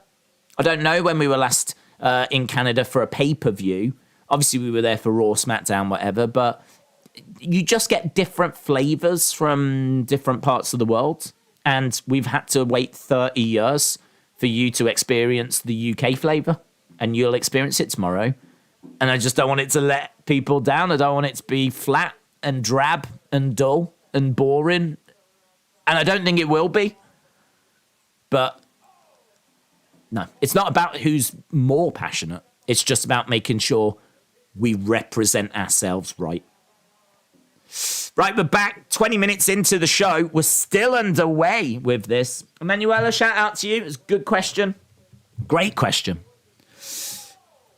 Fightful says things with Malakai have been smoothed. I could see House of Black winning at All Out for that reason, which would mean they've sorted it out, which would be good news, says Planet Dan. Heel Bailey carried the pandemic in my opinion. I agree with that. Bailey was the MVP of that. I totally agree. She was, she had 2 belts, didn't she? She was tag champ with Sasha, and she was SmackDown Women's champ. She was constantly going off at Michael Cole. That kind of really came out of that time. And yeah, really entertaining. Really entertaining. I agree. I think she was the MVP of that time. Zane Taylor said, I couldn't find the channel in a while. Good to see you and can't wait for the thoughts on the show. Zane Taylor, shout out to you, my friend. Welcome back. We're still underway with this. There's carnage everywhere. Bits of shields everywhere. Round the houses. We've got Kofi coming in, kicked in the midsection. Face first. Wow. Eric getting driven into a steel chair. Ivar with a splash. So a big splash and goes crashing down. I can't, honestly, I don't know if we've used the table yet or not. I know it was set up on the outside. Another shield has gone. There's just bits of stuff everywhere. Spin kick. This will be a bit strange, won't it, for Triple H? Because I would imagine he's watching this. But it'll be a bit strange for him to tune in and actually watch this live. Because normally he's in Gorilla. This is normally live. So for him to really sit back and watch the show in a way that we watch it, hopefully he, picks up a few things and's like, oh, I don't like that, or I do like that, or strikes coming in, down goes Kofi. Ivar in the corner. Looks like he's going to deliver a splash moonsault. Is correcting himself for a moonsault. Is going up top. Oh, goes to the moonsault, but misses. Kingston is going up. Splash by Kingston. Now Xavier going for coast to coast. Coast to coast from Xavier. Walking the ropes. Oh, didn't get as much distance as he usually does, but still good. Delivers an elbow drop. Saved by Eric. This match continuing. Over to the side, over the top rope, to the outside. Just bits of shit. I keep saying it, but there's just bits of things everywhere. Kofi is going over to Xavier. They're going onto that platform. We've still got tables here. Here we go. Looks like they're going to jump off the platform against the ropes. They do, and they come down on the Viking Raiders. The match is great. We're going to see tables get broken, said Drip Doge. Days, it will be on the network. They've got a trending section. If everyone keeps rewatching it and keeps it trending, they will come back. Also, SmackDown Raw should be in the England and Scotland. Yeah, I don't believe it's not. I don't believe it is. I think that they're off again. They're not really staying, which is strange. You would think they would stick around and do SmackDown and Raw. We do tend to get it. We tend to get it normally around like April time. Did we get it this year? I honestly don't know. I don't know that we did. Oof. Obviously, the pandemic has caused such disruption. It's been a while. I was at Raw and SmackDown in 2019. I can't remember if they've been back for a Raw and SmackDown since then. But yeah, you're right. I mean, just all we can do is just, if you're a wrestling fan, just watch the show and enjoy it. It's as simple as that, isn't it? Watch the show and enjoy it. If you're like, I don't know whether to watch it or not, watch it. Watch it because it will make a difference. It will massively help. If this show in particular does well, then we could see more international shows, which might not be of concern to our American friends. They might not be that bothered. But I just think it's great that they're doing this and going around the world and growing their fan bases in other parts of the world, you know? There's a lot of the world is underserved by WWE. They could do a lot more. And still, obviously, have their main presence and focus be America. But massive day tomorrow. So exciting. I tell you, there'll be a lot of people right now in and around Cardiff that are either watching this or trying to get an early night and are going to be struggling to get to sleep. There'll be a lot of kids. There'll be a lot of adults that'll be lying there just having a little think about, like, I can't believe it. I've never been to a pay-per-view.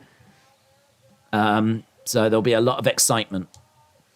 Wow. Through 2 tables. Was it 2 tables? Stacked on top of each other.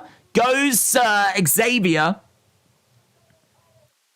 Double power bomb. Put through those tables. Xavier is down. He's deaded. And the pin. 1, 2, 3. And they get the victory. It is a win for the Viking Raiders. The Viking Raiders are victorious. Wes 420. Shout out to you, dude. Appreciate the support. It was... I'm trying to count how many tables. 2 tables. 2 tables. EC dub. EC dub. EC dub. EC dub. So, Viking Raiders win. Yeah, as we said, the spoilers for tonight's show are out there. So, I don't know. I think people will be into it and watching it, of course. But, man, tomorrow is just overshadowing everything. So, I can understand us talking about that maybe a bit more than tonight. But, I mean, we're watching it. We're watching it. Right, Viking Raiders beat the New Day in a Viking rules match. Basically, anything goes.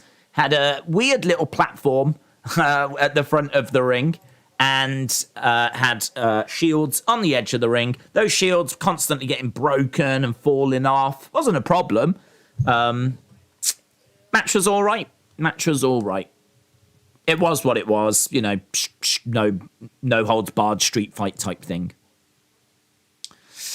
Right, now we've got part 1, The Reign Begins. We're taking a look at Roman Reigns' reign as champion.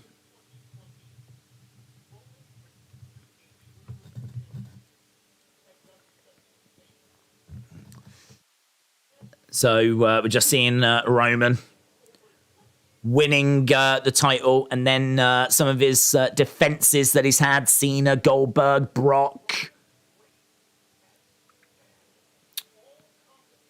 Roman Reigns has smashed all competition.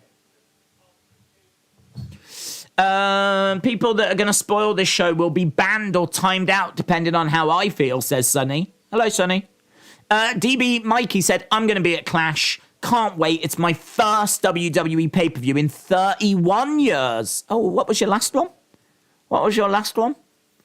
Are you going? I'm not, no. I'm not, because I am doing the watch-along for it. I don't know. I really don't know what would have made me go. It's not that I don't want to go. It's just what would have been so big that I would have to have gone. I don't know. I really don't know. I don't know if there'd be anything. Even like my dream match of Undertaker versus Sting, I think I would still be here streaming it with you guys. So, no, I'm not there. I'm here representing. And we'll be doing all of our thoughts, live reactions, everything. Whatever happens at Clash during the kickoff show, the actual show, even anything playing out, like, you know, social media at the time, we'll be here reacting to it. So, excited. I mean, in many ways, it does feel like Christmas Eve for me as well. It's like I'm excited and I'm not even going. Miss Clown 1, shout out to you, says, on a scale of 1 to 10, how sexy is your right ear? I think it's not too bad. I wouldn't say my ears are my greatest feature. I would say that was my personality. But I still think it's quite strong. So I'd go with a healthy 6. I think that's all right. Middle of the road. 5's middle, but that's a bit low.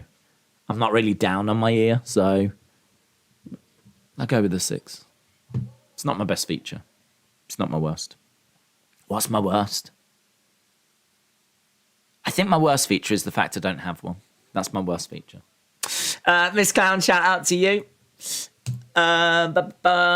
Brandy. Hello, Brandy. I hope you're well. Hope you're excited for Clash at the Castle. Feel free to put in your thoughts, your predictions, things along those lines. What you want to see from tomorrow. As I said, for me, it's all about the crowd. I know that sounds cheesy. I don't care. It's all about the crowd. My excitement tomorrow is the crowd. For me, the show is the show. Do you know what I mean? The show is it any bigger than SummerSlam? Is it any bigger than WrestleMania? I mean, I feel it's on that level. It's on the SummerSlam level, and it's going to be a great show. And it's Triple H booking, and I'm sure we could get a new champion. Tyson Fury's ringside. There's loads to look forward to. But it's undeniable that the biggest thing for me is the fact that this is in the UK. This is in the UK. We've waited 30 years for it. And for me, it's a case of I want everyone to have a great time. I want it to be a case that the crowd make themselves heard. And I want it... I just hope that...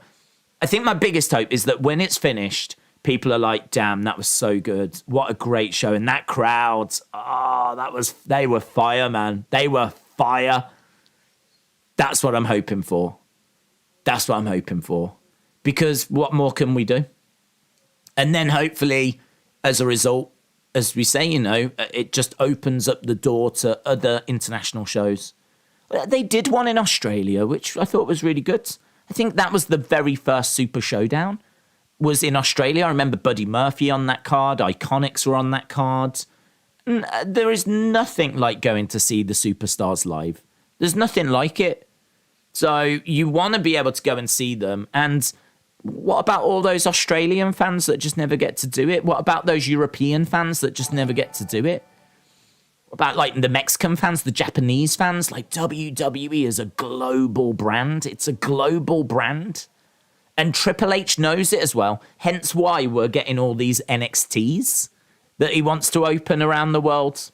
I think he has got a global vision, Triple H. If you want to talk about what WWE's next step should be, for me, it should be that. It should be like really leaning into their global market more because...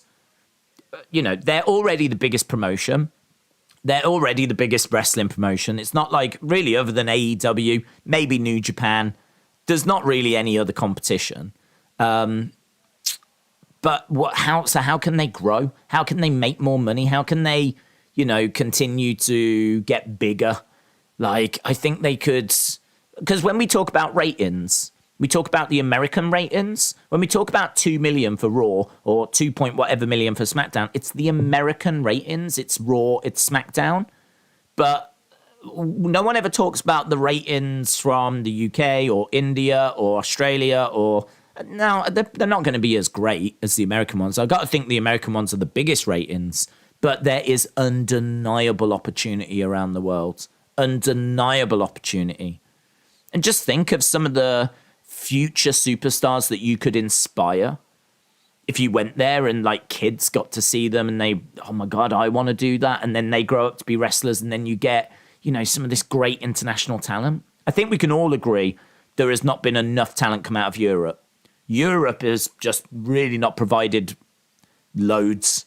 In the grand scale of things, it has not provided loads. We can go down the list. You can certainly say Andre from France. Yeah, you can certainly say Bruno Sammartino from Italy. You can certainly say, Drew McIntyre from Scotland, Sheamus from Ireland. Like, you can go down the list, but I would hate to think how many more Americans, Canadians compared to Europeans. Like, the European contribution has been very, very small. And maybe NXT Europe will change that. Right, we are back from commercial break. Ryan, shout out to you, my friend. Ryan Armel, is that how you say it? Ryan, shout out to you. So, Ryan, hope you are well. Brandy, really appreciate the support. Hope you're well. Miss Clown 1, staying sexy as ever. Emmanuel, shout out to you. Wes, shout out to you. And Blissful Stars as well. So many people around on this very exciting evening. Less than 24 hours before Clash at the Castle. Right, we're backstage with Sammy and the Usos.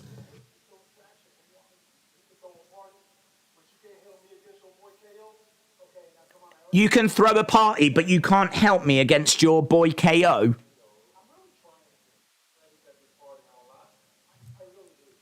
So, Sammy, the master of ceremonies. Yeets. So you can throw a party, but you can't help me against your boy KO. So, Sammy has got a lovely suit on. Right, we're backstage with Kayla.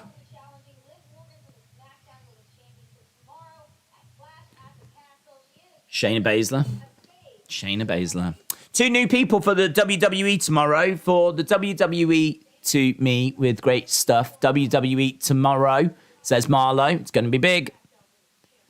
Here's Shayna Baszler.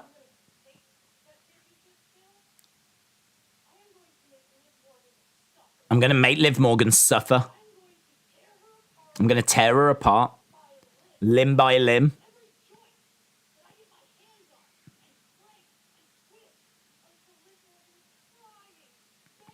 Shayna Baszler is a problem for Liv Morgan, but here's Liv. No matter what you say, I'm not afraid. I will not tap out. I do believe that. I'm going to rip your arm off, says Liv.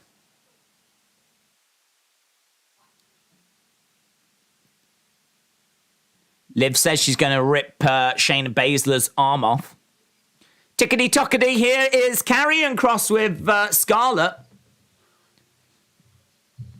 Tick-tock.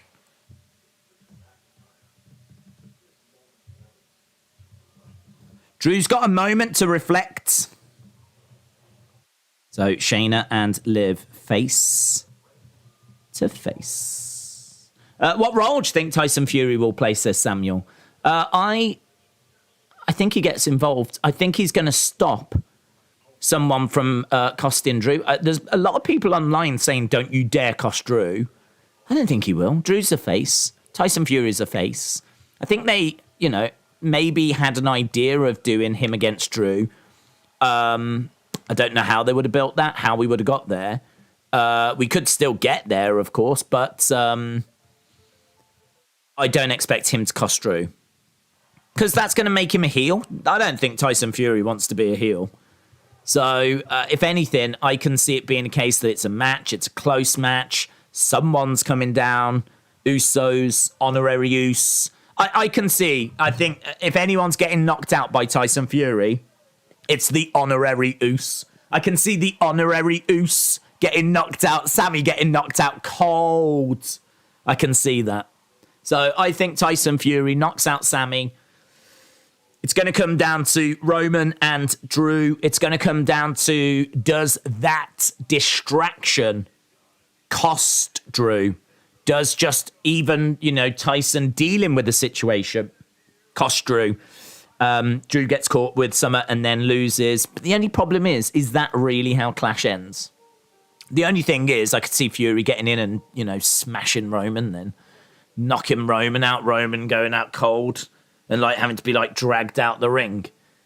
But even that's not going to be, I don't know. I really feel tomorrow is Go UK. I really feel tomorrow is, I really think tomorrow is that. I think tomorrow is Drew getting the moment that he never got at WrestleMania 36. I don't know if you saw Ariel Helwani, but Ariel Helwani was even tomorrow is the day. This man, he was, it's on the running, BT Sports running. He was like, this man was denied his moment. He should have been like having 70,000 cheering him at WrestleMania 36. Instead, he had to do it on a tape delay WrestleMania in front of nobody. He was robbed of his opportunity. He should get that opportunity tomorrow. And like Ariel Helwani went off. I think like people were standing and applauding Ariel afterwards. And I think that's kind of the general consensus is that Drew's moment is tomorrow. So I think Drew wins. I think Drew wins. I feel quite confident with it. To the point where I won't, but I would put money on it. Because I think he's going in as underdog, actually. I think I could make some money.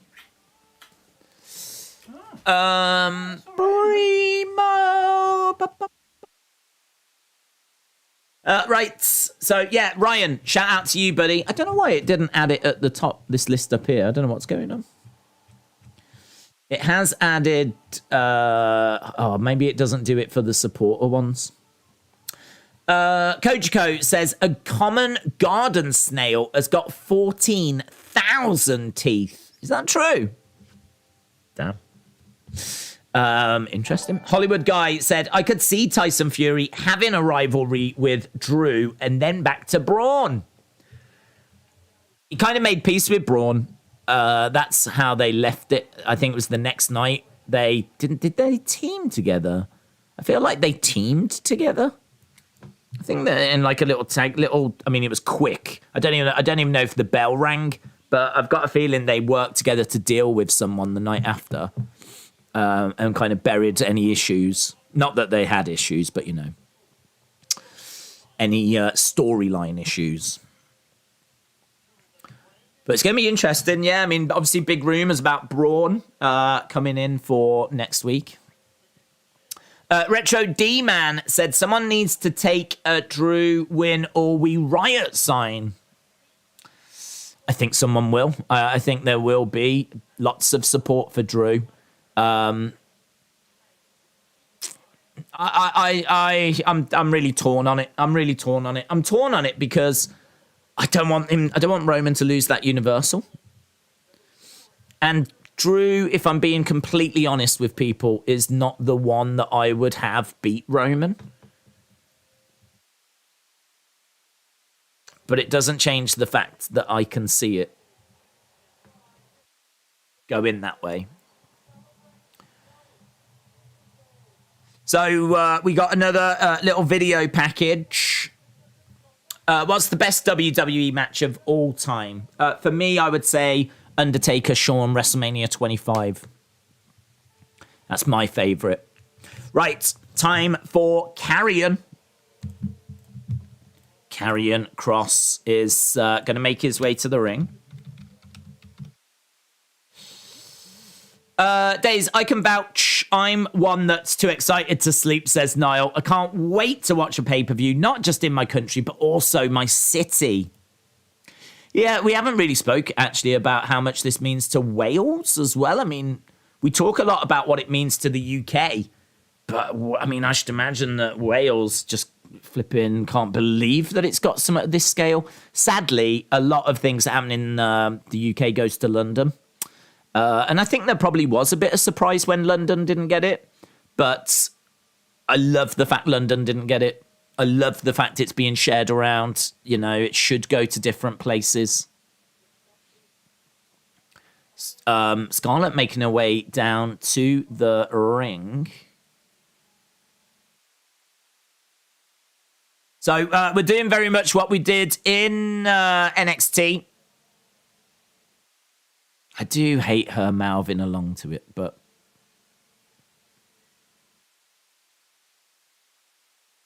Here is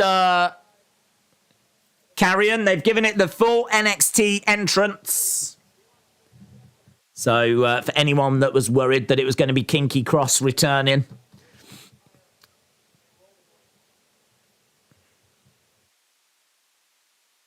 Fall and pray. There might be some people that never watched him down in NXT, but this is pretty much exactly how it went. So, Carrion in the ring. It's going to be against Drew Gulak. So, Carrion with his NXT entrance restored, which I must admit is what I was expecting. I didn't think they would really change anything.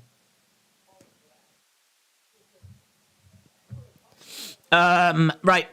Gulak's being driven back into the corner by Carrion. I actually watched Carrion doing some like working out. I think he was doing it with Chris Van Vliet. I don't really ever watch Chris Van Vliet. I ain't got nothing against him. Whenever I've seen his clips, they've been great, but I never get a chance. But I watched one where he was working out with Carrion, and he was brilliant. He comes across as such a nice guy. He's a really, really great guy. So, I'm rooting for Carrion here. And, look, he got cut and he had to come back as well. I think, losing your job, but, sticking with wrestling. Like, he is a wrestler. He loves wrestling. He only wants to wrestle. He lost his job. He went off and did little things elsewhere. And then, of course, found his way back. And there was no guarantee he was ever going to come back. But obviously, things have gone the way they've gone. And, I hope he's going to be a big success, Carrion. And there we go. He's already won with a submission move. And chokes out Gulak. Scarlett in the background laughing. Nice suplex.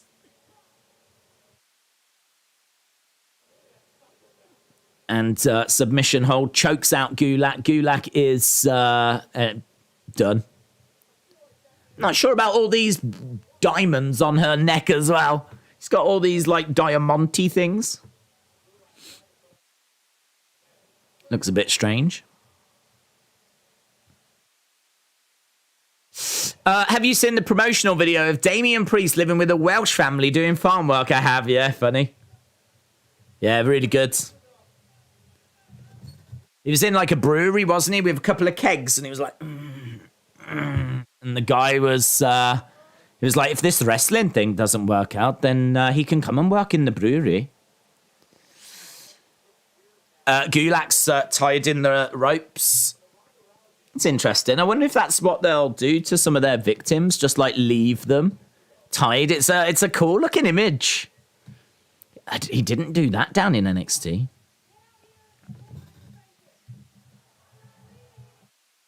So Gulak left tied in the ropes. How long are we into the show? Nearly 50 minutes into the show. Carrion would make a decent US champion feud with Lashley, but not main event material yet, says Corvids. Andrew said, with the Street Profits and Alpha Academy being in Cardiff, do you think we might get more matches added to the Clash cards? Maybe. I mean, if they could be over for like ambassador reasons. They could be over for like some meet and greets. They have superstars go to local schools and do things along those lines. So there's no guarantee that they're not here for those reasons. But yeah, you could. I do expect there to be a segment of something, and I really hope it's British wrestling. I did a video on the best British wrestlers ever, and some of the names on that, I really hope we see. Two in particular, one British wrestler, one's not.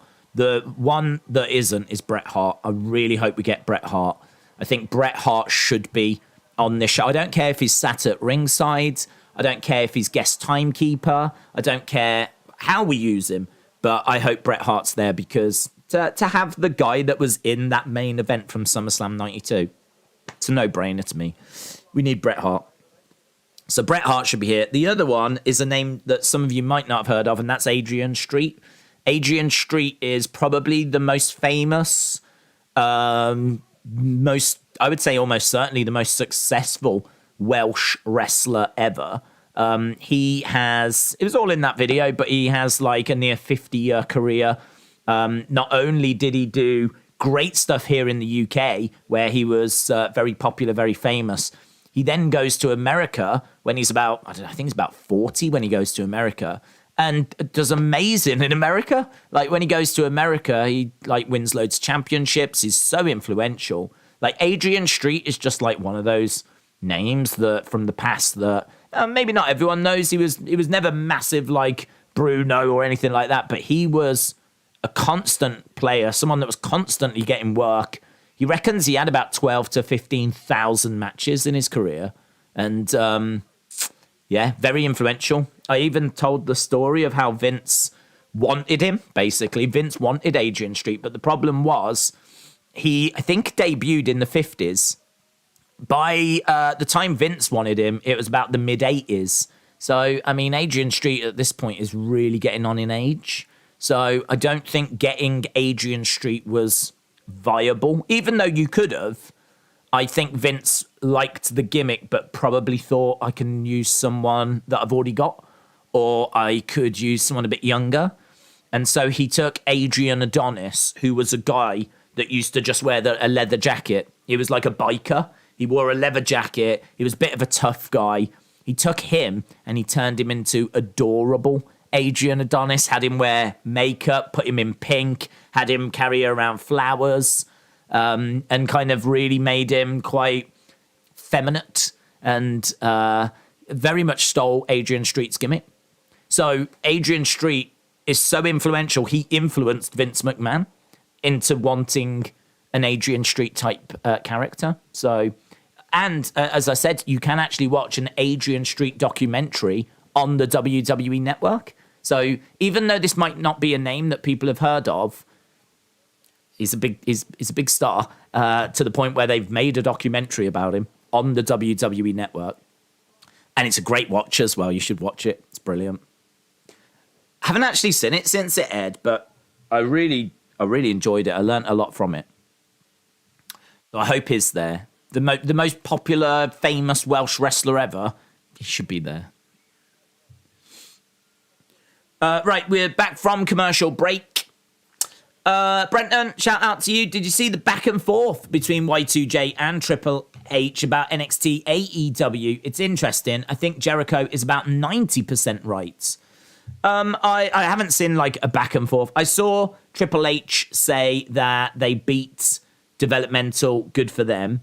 And I read the thing where Jericho was like, I bet he did get punished. I absolutely disagree with that. I don't think Triple H was punished at all. I don't think that it was a punishment in any means.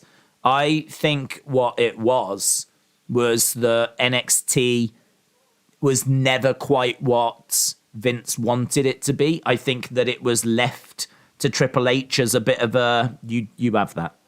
I'm doing Raw SmackDown. I might need you to, be a big player in the future. You have NXT. You go and play with that. And so, he left him to it. But the problem was the people that were coming out of NXT, they were not big guys. They were not the kind of people that Vince wants. And I think that is played a bigger part than anything AEW was doing. I really don't think that they lost to AEW and Triple H was punished. I mean, it's a war that he couldn't win. If you look at AEW, they've got like Daniel Bryan, and they've got CM Punk, and they've got John Moxley. They've got names. Miro, who might not seem like the biggest of stars, still got a pop when he came in. People were still talking about him, like, how are they going to use him, So I think, like, how does NXT compete with that? They don't have that kind of names. They're having to deal with stars that are trying to establish themselves. So I actually agree with Triple H. I don't think this was a war, because it was a war they could never win. It's a war they could never win. How are they meant to beat CM Punk, John Moxley, with people like Hit Row that haven't made a name for themselves?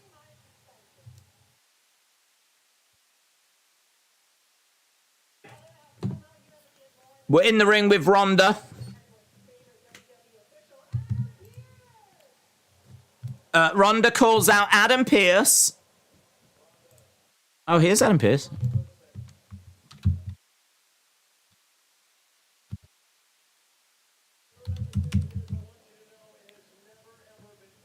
Adam Pearce said, "This has never been personal. You called the cops and you had me arrested, so it does feel personal."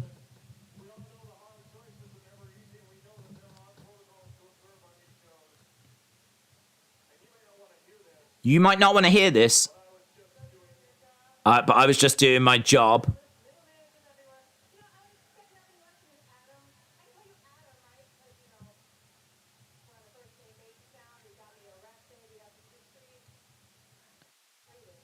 She's got a letter. She tells him to read it.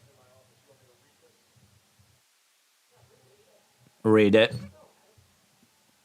Read it, Adam. Okay, is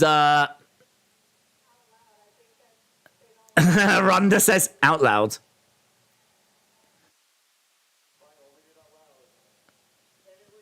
Here we go.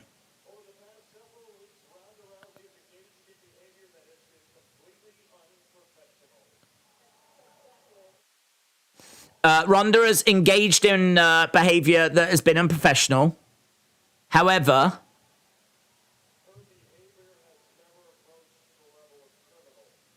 her behavior has never been criminal.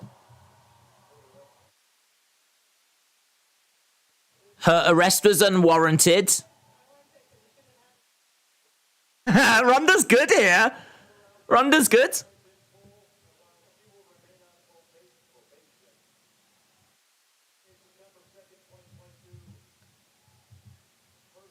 Her suspension is over. So Ronda's suspension is over.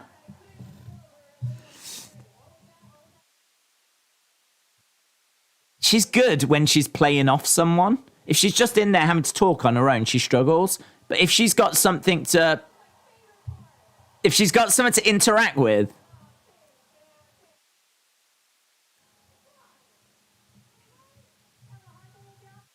having the hard day at the office.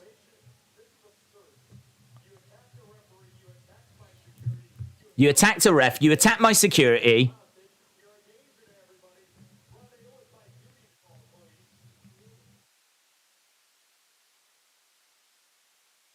This is absurd, says Adam Pearce. For the record, I wouldn't have suspended you. I would have fired you.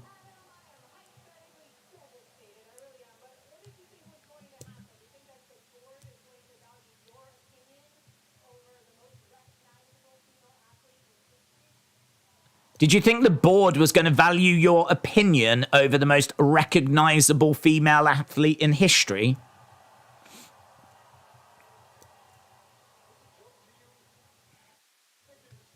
Adam Pearce said, "Do you think this is funny?"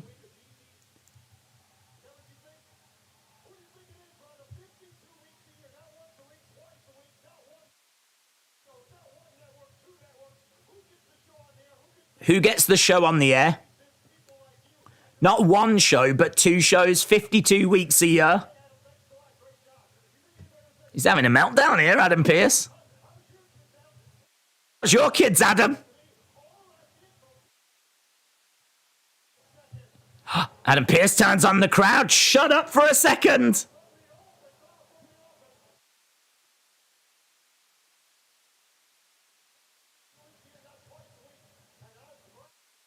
Ronda's like, wow.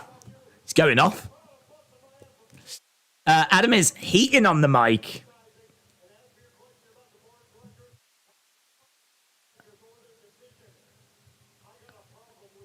I haven't got a problem with the board of directors or their decision, but I do have a problem with you. She acts like she owns the place.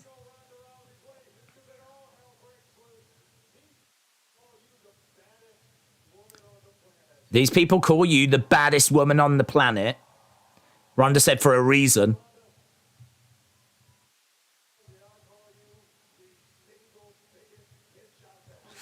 You knew that was coming. The B word is dropped. He said, I call you the biggest on the planet.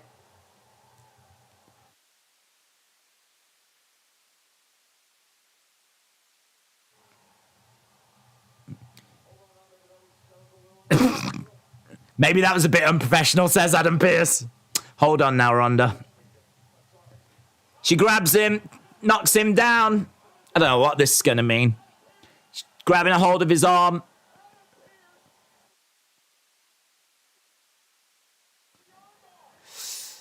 Ronda Rousey asking, should I? And she drops down. She's trying to put pressure on the arm.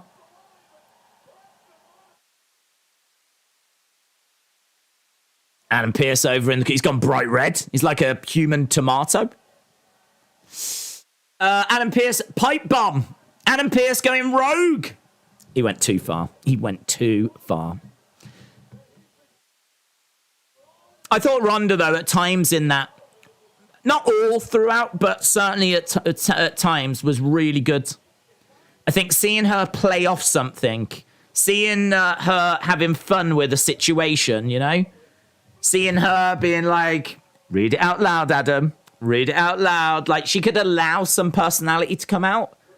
Whereas, like, I think when she's out there on her own, just trying to deliver a promo, I think that's a bit of a challenge for her. This was a nicer, better presentation. Still not perfect, but we've got some black roses that have been delivered here. Black roses to Sammy. Tick tock, says the message. Tick tock. Sammy's like, oh dear. Oh God, oh God, oh God. Let's not use those. Sniffing his hands now. He's like, ooh. Hit row. Here we go. Hit row. Hit row. I hope they do another rap, says no one ever. Here comes Hit Row. What if it's Anthony Joshua and Usyk that helps Roman? I don't think it will be. I don't think Usyk's bothered by WWE. And I think Joshua's got other things on his plate. Hit Row. Run for your lives. Hit Row. If you don't know, now you know. So, Hit Row making their way down to the ring. Days, I'm going to DM you. DM away. Hit Row and Maximum Male Models. Yes, Leo, shout out to you. Darcy, I must say, watching Clash at 1 is going to be a weird thing. Thankfully, it's not an issue for me. Although I know lots of people who work on weekends and they won't be able to view it live. That's the problem, isn't it? I mean, when it starts at like 6, if you work in a shop or something, you likely will finish at, say, 5. You might not be able to catch the start, but you can certainly get back to get to it. With this, there's a good chance if you work in retail, you are just missing that show. This is the problem. But because it's on the network, you know, this is a very different world that we live in now. As we said, SummerSlam 92 never had that ability to kind of like catch up or watch whenever you wanted. I think since the sadly, the network's been around now for what, 8 years? So it's a bit of a shame that we've waited this long. We've had this ability for 8 years for this kind of catch up. Either way, we're here now. We're less than 24 hours away. I think you covered the 10% that Y2J got wrong. Triple H is changing the narrative, saying they weren't worried about AEW when they were. NXT was hotshotting like AEW was, but WWE was saying they weren't. So, look, they were having to compete for viewers. So, it's not a war that they could win, but it's a war that they were still having to try and compete in because they were on at the same time and they were competing with AEW. I think but they were competing with them because they were in the same time slot. So they're competing in that sense.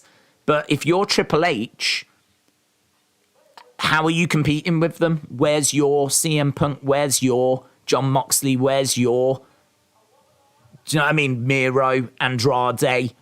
Where's your, you know, Kenny Omega, Young Bucks? I mean, all of this name value that has been built up over years and years and years and has had main roster exposure, be it in New Japan or be it on WWE's own main roster, is not exposure that Hit Row had, or Carrion at the time had, or Johnny Gargano had.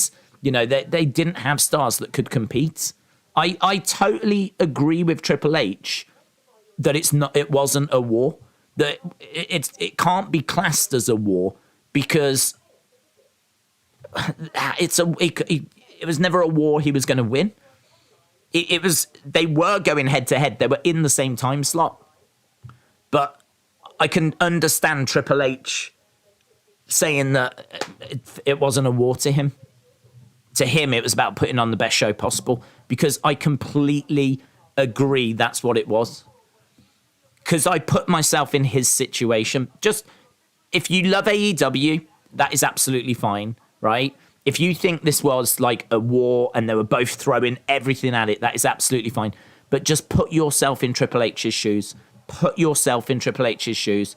You have got NXT and NXT superstars, and they have got Moxley, CM Punk, Jericho, Chris Jericho, Sting. Yeah? They've got all of these massive names. How are you competing with that? How are you competing with that? Now, certainly you can get the odd star every now and again to come from the main roster, but there was, to my knowledge, no one there long term. I think we had Finn Balor for a while. Finn Balor is equal to, what? Not even a John Moxley. You know, I mean, it's just an absolute drop in the ocean. It's nothing. It doesn't compete. So, you know, what do? You bring in Bayley for a week. You try and hotshot, as you said. You try and hotshot. You bring in Bayley for a week. You bring in Charlotte for a week. You bring in, you know, I don't know. I can't even remember that many main roster stars coming down, to be honest. I can't remember that many, but they did do it. But I agree with Triple H. I think his focus was, I need to put on the best product I can. I need to do the best I can do. And that's what he did. He did the best that he could do, knowing that the best he could do was never going to beat AEW. It was never going to beat AEW. So, you know, what Triple H said today was, they beat our developmental. Good for them. Good for them. I agree with that. I agree with that. I think that they did beat their developmental. Good for them. But they are nowhere near Raw, and they're nowhere near SmackDown. And, you know, we're 3 years in to AEW, and they're getting, you know, we're celebrating the fact they can get over 1 million 2 weeks in a row. So then we're nowhere near Raw and SmackDown numbers at the moment. Half the size of both shows, actually. Half the size of both Raw and SmackDown. So when the question comes up, are they competition? I think it's right for him to say yeah, because they are. And their potential is they could grow, but they're not. Let's not blow this out of proportion. Let's not make out like they're this massive juggernaut that's this massive problem for WWE, because it's not. It's not a massive problem for WWE. It's half the size of one of their shows. They've got 2 shows, and this AEW Dynamite is half the size of one of them. So it's like a quarter of WWE. So I agreed with Triple H, and I don't agree with Jericho saying that Triple H was punished. I don't think he was. I just think that NXT didn't reflect what Vince wanted it to reflect. And I think, like, Vince allowed it to go head to head. But as soon as it became apparent that, you know, it was never going to beat it, as soon as the gap was so wide, then I think Vince was like, okay, well, I'm going to just change this to what I want it to be anyway. Here's Los Lotharios. AWC Legend said, does Clash at the Castle start at 6 p.m.? I believe it does, yes. We are going to start well before that. The kickoff show, I think, is at 5. We will start at least an hour before the kickoff show. All those final rumours, theories, thoughts, absolutely anything that's doing the rounds on social media, we will cover. And then, of course, you got the kickoff show and then the show itself. So massive day tomorrow. Absolutely huge. We are doing the watch along on this channel, and it is going to be a lot of fun. I'm really looking forward to it. So much to talk about. So AWC legend, shout out to you. Brenton said WWE decided to put NXT up against AEW. They didn't have to put it on the same time slot. Whether Triple H wanted to or not, he got it. Well, we don't know the truth on that. We don't know the truth on that. We don't know when those negotiations started. So the consensus has always been that NXT went onto TV and went up against AEW. But the truth of the matter is NXT was always on a Wednesday. It was always in that time slot. That was the time slot that it had on the WWE network. We don't know at what point the conversation started for NXT to go on to USA Network. When did that opportunity present itself? How long had those talks been in place? Did it have anything to do with AEW? I genuinely don't know. AEW might have played a part, and NXT might have gone up against it to have stalled its momentum and try and limit its growth. And honestly, who knows if that didn't work? If NXT hadn't have gone up against it, if Vince hadn't have prevented talent from going, what if that show had opened with bigger ratings and actually got more fans, more momentum? So we don't know the impact that NXT actually ended up having. So we don't know what happened basically as a result of NXT going into that time slot. I don't know if it was put there specifically to go up against AEW or if there was conversations already in place. And if it was there to go up against AEW, we don't know the size of the impact that it had by doing that. But again, if you're doing it, what's the purpose? You might not have put it there to have actually beaten AEW. You might have put it there just to have stalled its growth. And actually, you might have achieved that. So does that not mean that you get a dub rather than an L? If your intention is to stall its growth and you succeed, did you lose? It's a win for Hit Row. Los Lotharios have come down. Street Profits are getting involved. So a lot of skullduggery in this one. So Hit Row are victorious. Los Lotharios getting laid out here by Street Profits and Hit Row. I wonder if that'll turn into an 8-man. If this was Vince, that would turn into an 8-man. We've got Hit Row on the outside with Los Lotharios. These guys seem to be working together. Bum, bum, bum. Hit Row. Where are we? We've got 45 minutes to go.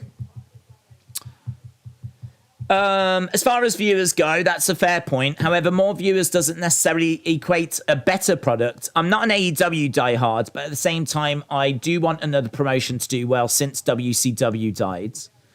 I agree that more viewers doesn't equate a better product. I agree with that.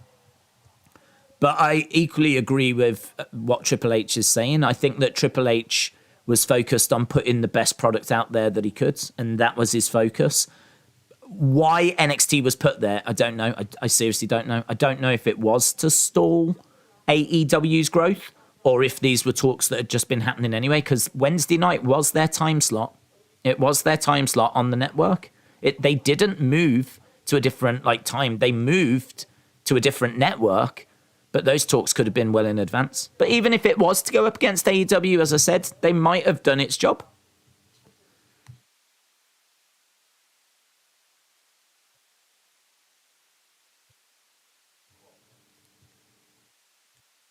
Baron Corbin is heading to the ring. I think he's going to issue an open challenge as we go to commercial break.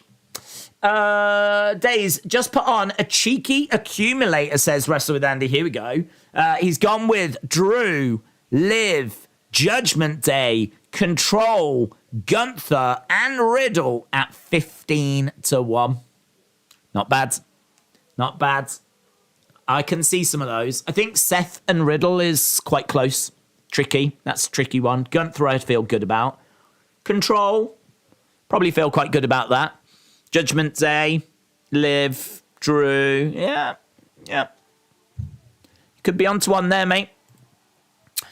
If AEW developed actual storylines, they would be competition, says Larry. James said it was AEW that wanted to go up against NXT because originally Dynamite was meant to be on a Tuesday. That's true. I do remember that. Tuesday Night Dynamite. There was a Tuesday Night Dynamite that I think was trademarked. Yeah, I think you're right. I mean, I don't know if they moved it to a Wednesday because they wanted a war and they wanted to try and recreate a war, or some of it comes down to like just available time slots, doesn't it? I don't know, maybe Tuesday wasn't available. And so they thought that, Wednesday was, well, let's do it. So it's really difficult. It's hard to know the motives sometimes because that stuff never gets reported, like the motivation for why you do something. What's happening gets reported, and obviously we see what's happening. The reasons behind it, that's always largely open to speculation. And I can only just give you my thoughts, my feelings on it. And my feelings are that Triple H knew he could never win that war, or maybe at the start wondered if he could. Maybe at the start wondered if he could, give them a bit of a knockout blow. Maybe we can do something that can really hurt them. We can get some momentum. How serious is Tony Khan? How deep are those pockets? What kind of talent is he going to look to get? I don't know. Maybe at the start he thought he could. I think it would have become apparent quite quickly that it was a war that he wasn't winning. And then I do genuinely believe that he just then tried to put on the best show he could and tried to put on the best product that he could. But don't forget, all of this is playing out during the flipping pandemic as well. Triple H, I thought, was really interesting when he was talking about NXT. He was saying that he couldn't train people because of the pandemic. And I knew that the Performance Center had been taken over. But what I never considered was social distancing rules. And he's like, I just wasn't allowed that many people in a room at the same time. I couldn't train. I just couldn't train people. And I thought that was really interesting because not only has he got developmental talent that he's having to use at that time, it's developmental talent that he can't develop. Isn't that crazy? What a situation to be in. Imagine that. You are in charge of developmental at a time where you've got no training facility and you can't train them, but you still have to put a show on every week. And apparently you're meant to win a war against AEW, who have got Jericho, CM Punk, Moxley, Young Bucks, Kenny Omega. There was no chance. So the idea that he would then be punished for not winning that doesn't add up to me. I just think it's a fun thing for AEW fans to speculate on, And it's a fun thing for Jericho to tweet out. It's a fun narrative to tell, isn't it? You got punished because you couldn't beat us. It's fun. It's just fun. I don't think it's true, but it's just a fun little story for people to bounce around on social media. We are just seeing Roman title celebration. It is crazy days. It's called NXT Developmental Show, full of Ring of Honor, PWG, and TNA vets. It's called an NXT Developmental Show, full of Ring of Honor. It is developmental.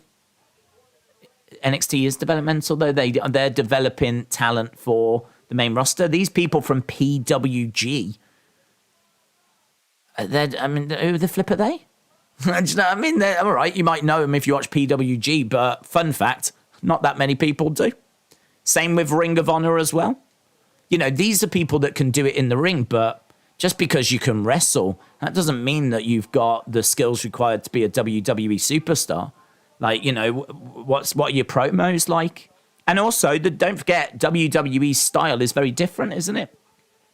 There's a lot of, like, blood and hardcore matches that you're not allowed to do. And certainly PWG refused to take that away from people. And the idea that anyone from PWG has got a name big enough to go up against CM Punk or John Moxley and bring in viewers. It's mental. Of course it's developmental. Whisperance says, happy birthday, Dub.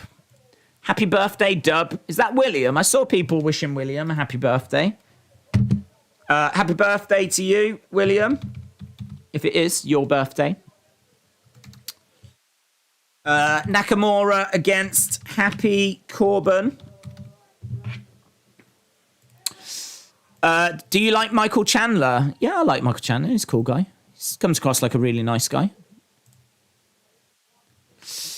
Right, it's Nakamura that has answered the call.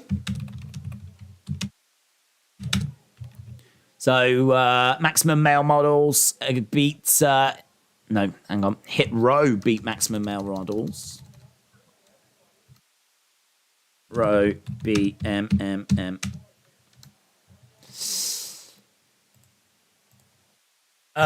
Shane, shout out to you. AEW wanted Tuesday. TNT couldn't do Tuesday because of NBA. Tuesday was open because of SmackDown to Fox.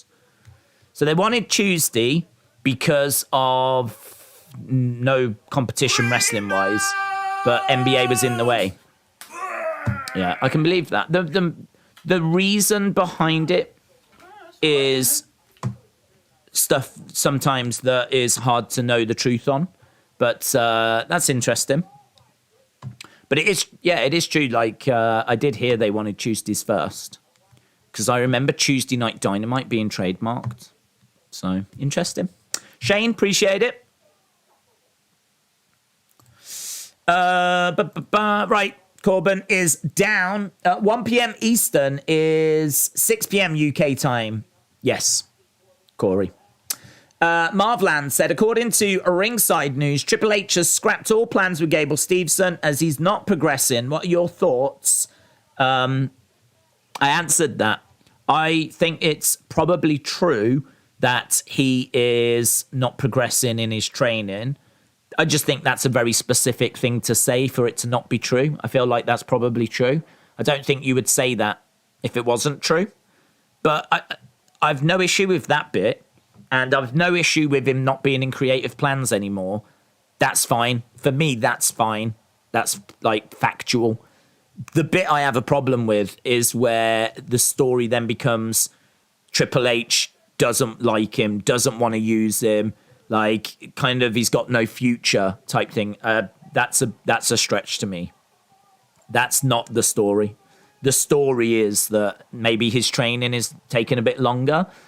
He could get there. It's just that, you know, rather than seeing him now for SummerSlam and Clash, it might be Rumble and WrestleMania. So we're just having to, like, you know, work with him a little bit more than maybe was expected. So, yeah, I can believe it. I can believe it. I don't know how big of a problem it is. I just think if I'm Triple H, I've got enough on my plate right now. I don't need to worry about bringing Gable Steveson in. Do you know what I mean? I've just brought in Karrion Kross. I've just brought in Dexter Lumis. I've just brought in Johnny Gargano. I've, you know, got Cody that's coming back early next year. I've got Gunther bubbling away in the IC title. I've got Roman Reigns. Do you know what I mean? I've got all these toys to play with. Like, I really do not need Gable Steveson right now. So I just don't think it's a problem. I really don't. Brenton said, in your opinion, since Triple H has been in control, what show has been better, Raw or SmackDown? Judging on the streams, Raw might be better, but I could be wrong. To me, both are still meh. I think they're both about the same, to be honest. I think what you get from Raw is you get 3 hours And on SmackDown, you get 2. But I don't think there's really anything that I could say is different between the shows. I don't think Raw has got like a specific identity or SmackDown has got a specific identity. We used to say in the past, and I don't believe it's true now, but it used to be that Raw was the sports entertainment show and SmackDown was the wrestling show. We absolutely went through a long period of that where each show represented something slightly different. We don't get that now. To me, they're just, this could be Raw. This could be Raw. Or like, SmackDown and could be on a Monday. Like they feel like they're very similar. Both focus on wrestling a lot more. Both have kind of cut out a bit of the silliness. And I don't think he really specifically books SmackDown to be different to Raw in any way. So can't really say. Really, it would come down to what stories do you prefer? What superstars do you prefer? What stories do you prefer? And actually, to be honest, I would probably say tricky, really tricky, because I love Gunther and I love Roman, and both of them are SmackDown, really. But then I really love Asuka, and I think what we're doing on Raw with the women is better. I think what we're doing on Raw with the women is better. Top of the card is lacking because you don't really have a champion. I do like the Seth Riddle story at the moment, though, so that's very good. Judgment Day, I don't think has been booked very well, so I could take or leave that. I think it's hard, isn't it? Because where you've got to fill 3 hours, you probably are going to have a bit more bad on the show, so I don't know. It's difficult. It's difficult. I don't think there's any difference between the shows, is my answer. I love Friday Night Smackdown, 2 hours. It's a nice length. And as I said, I love Gunther and I love Roman. But then I love 3. I do actually. It should be 2 hours, but I don't know. Monday night, it's the start of a week. No one loves Mondays. Mondays suck, yeah? So no one enjoys Mondays. Back to school, back to work. So, but at least you've got a wrestling show to look forward to. So that's cool. I do look forward to Raw. I never used to. I definitely have been through times where I didn't. But I do at the moment. I look forward to all the shows at the moment. It's good. Butch against Ludwig coming up next. Raw has been moving faster, says Jeremy. Steveson isn't progressing because he's going back to college. He's eligible for one more run at the Olympics, says Bearded Bronco. I had heard this, that he was still interested in doing some amateur stuff. This is why I'm so adamant that the news stories are blowing it out of proportion. I completely agree. I do not believe that there are major problems there. I could be wrong, because I don't know, do I? I could be wrong. And I could believe that his professional training isn't coming on the way they would have hoped. But I think there's more to that story. I think that, yeah, he could be thinking of going back to doing like an amateur thing. And also, I just don't think Triple H needs him right now. I just don't think it's a problem. I feel like there is a story there. I don't think it's wrong that that story's being reported or it's just a waste of time. I think there is a story. But I think the story is that he's maybe not progressing in training like they would like, and maybe they already had plans to be using him. In fact, Triple H, on one of his interviews today, said that he was meant to work a WrestleMania match with Gable Steveson, or do summit with Steveson to get him launched and get him going. But obviously that fell through because of Triple H's health, and seemingly they didn't have anything else to like work with for Gable Steveson. So yeah, it's one of them, isn't it? You know, there's probably a story there, but nailing down exactly what that story is, very difficult. But I what I would say is you don't need to talk about him struggling in training if that's not true. I feel like that's probably true. Otherwise, why does it get mentioned? Do you think Gable might try and join UFC at some point? It really depends how this goes. I think when he gets started here, goes on to have a good career and is used well, then I'd have to think that he will likely stay with this. I mean, listen, if you can earn a load of money doing this, why go and, put your health at risk for UFC? I don't know. It depends if he gets bored with it. I mean, Brock did, but Brock, I think Brock probably always wanted to go that way. I don't know that that's something Gable Steveson wants. I mean, he has made it very clear that he wants to be a WWE superstar. I mean, he was talking about WWE, meeting up with Brock Lesnar, and sharing his passion for WWE when he was doing the amateur wrestling stuff. I've never heard him talk about UFC. So I think my answer would be it's an option for him because he's so highly decorated, but I think he really is going to give this a good go first. He's still so young as well. I mean, he could get into, he's a heavyweight. You've got heavyweights in UFC that are like 40. So he could do 5 years of this and still be perfectly fine to switch over. I'd recommend that he does some MMA training in the meantime, though, to be honest. Right, here we go. We've got, is that JBL?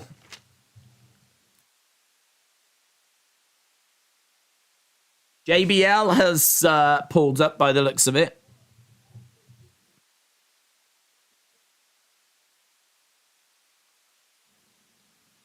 Okay, so he gets inside the car. That looks like JBL's car.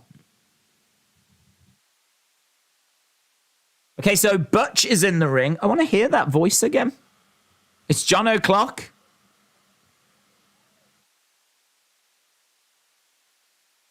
I thought he was going to get out. I don't think he's actually there. It seems like they... Oh, here we go.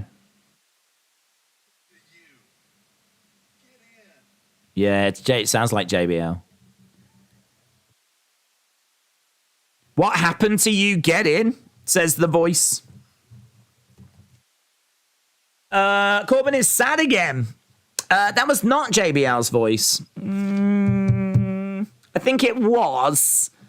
I just think it was recorded. Wes said, we'll be rolling one shortly. Hop into rotation. Wes, shout out to you, bud. Hope you are well. Half an hour to go. Half an hour to go. The Lone Wolf is coming back, says DBZ Fanatic.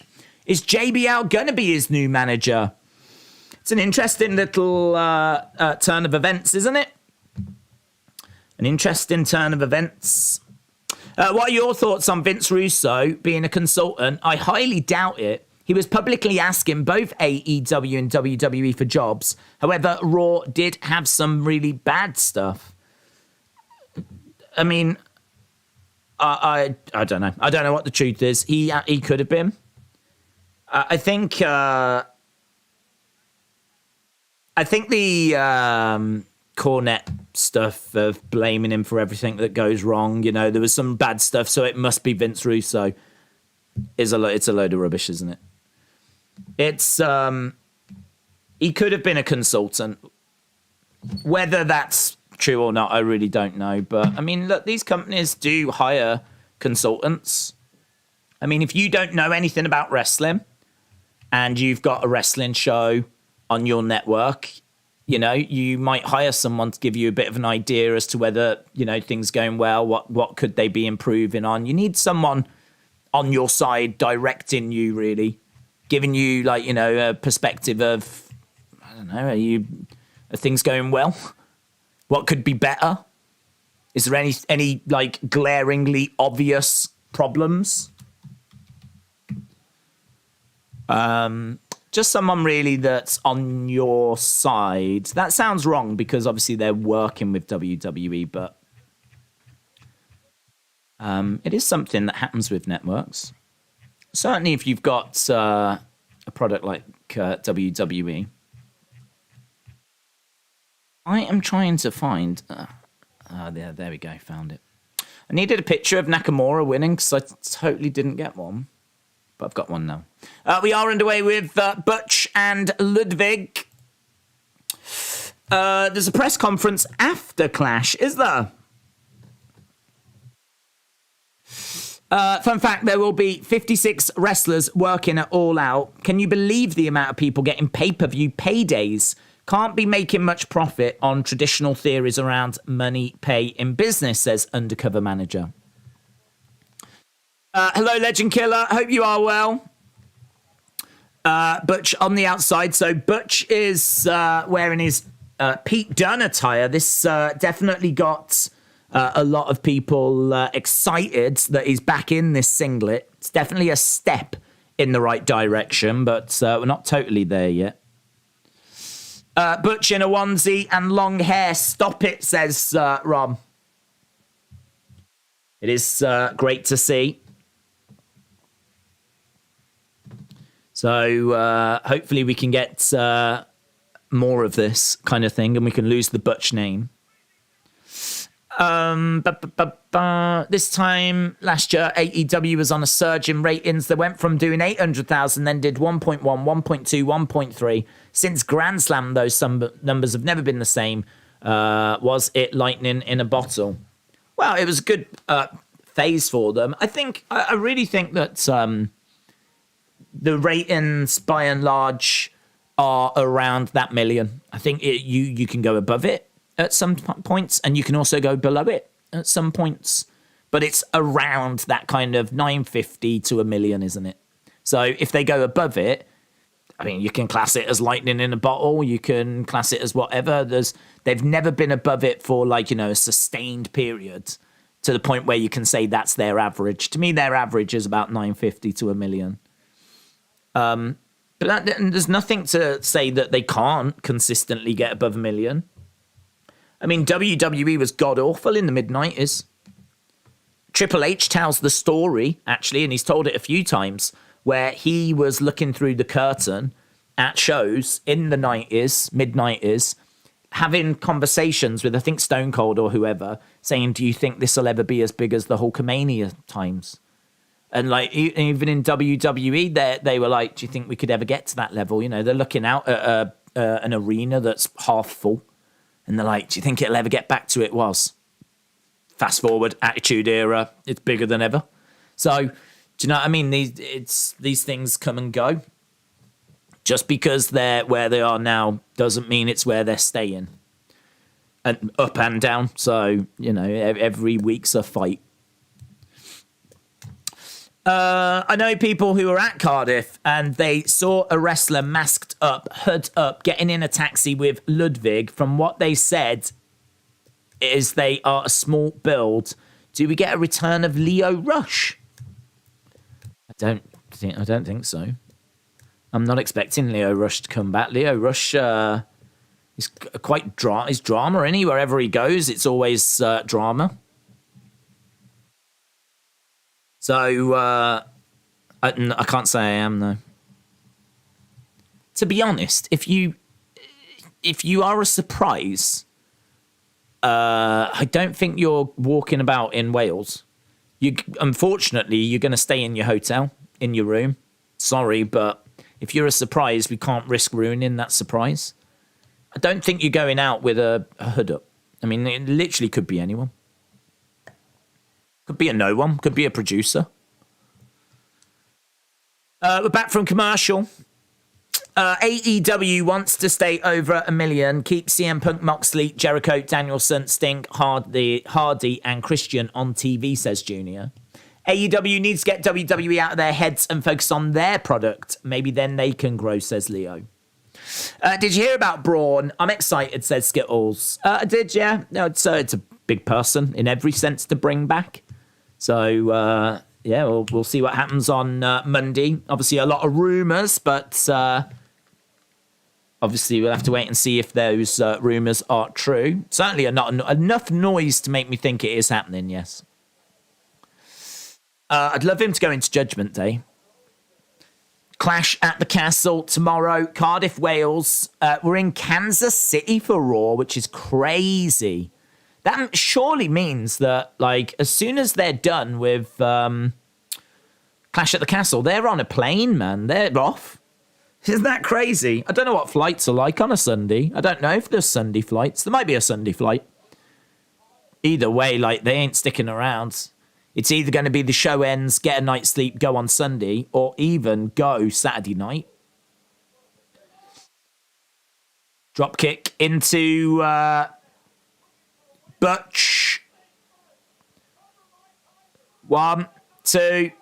Kick out, shoulder up there by Butch. Did anyone notice the random figure that was stalking Corbin at the production truck? What? When? In the background of when he got in the car? Can't say I did. Is it on Twitter? Corbin. Pictures.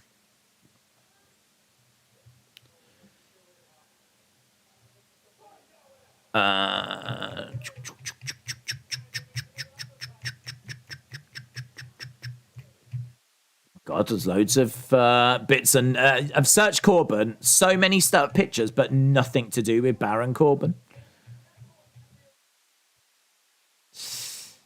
Big kick there by Butch right in the side of the head. That definitely looked like it's hurt. Shoulder up. I've actually got that clip again. 30 seconds. The car pulls up.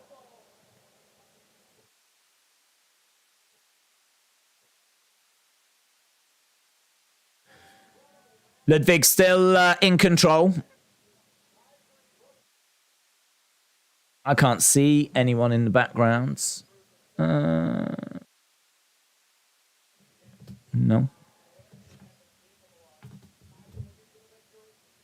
Oh, a door does open. A door opens and a man steps out of the production truck, but he seems to have his back turned. So he seems to have his back turned, and it actually looks like... It looks like someone's smoking, actually. It looks like someone steps out of the thing to smoke.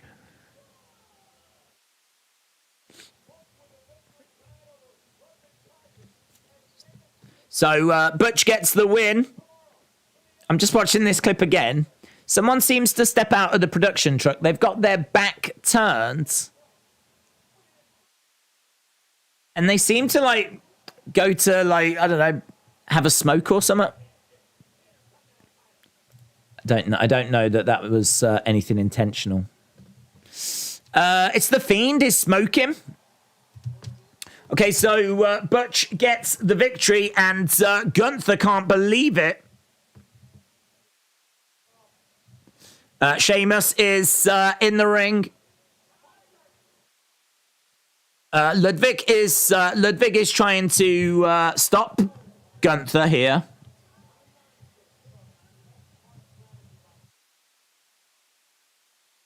Okay, so Butch beats Ludwig. He's going to get chopped, isn't he? He should get chopped.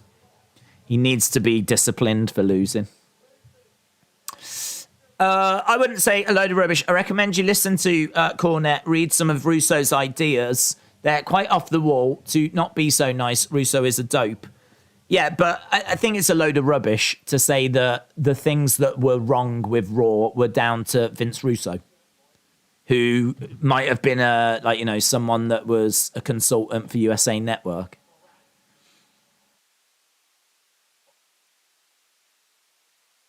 I'm loving seeing Bruno. We're seeing some of the longest reigns. And when was the last time we saw Bruno be even shown? When was the last time we saw Pedro Morales get shown? So,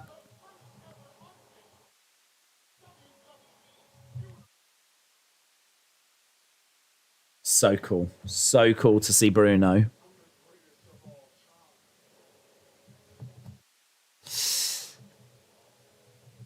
Okay, we're getting down to the end of the show. Also, Randy is in Cardiff, but he's not fighting, says Edwards.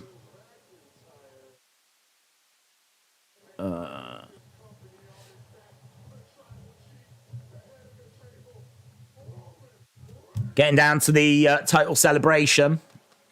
We don't talk about Bruno, says Nafi. Do you think Drew's going to shock the world? Yes. Hayden said Bruno the legend.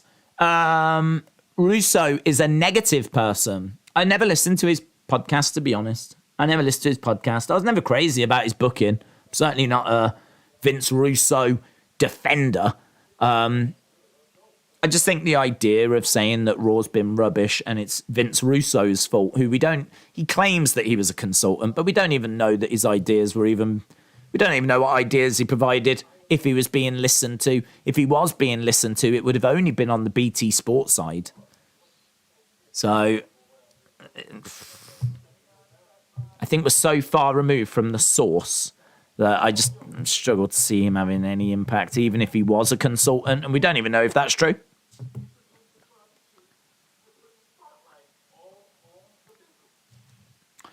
We got the Usos, and we've got Sammy.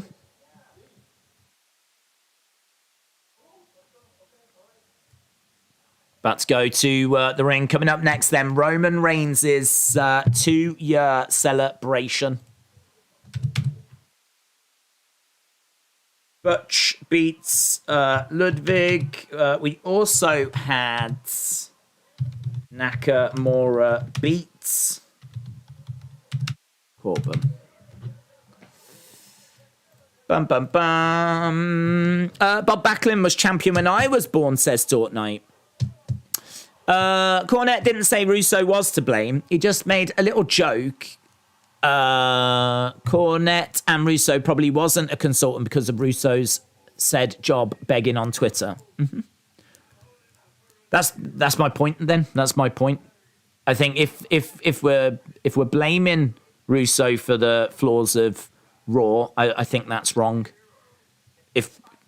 I think I agree with Cornette. Then I think it's probably debatable as to whether he was a consultant or not. James said SmackDown is in Seattle next week, so Daniel Bryan can return confirmed. James, shout out to you.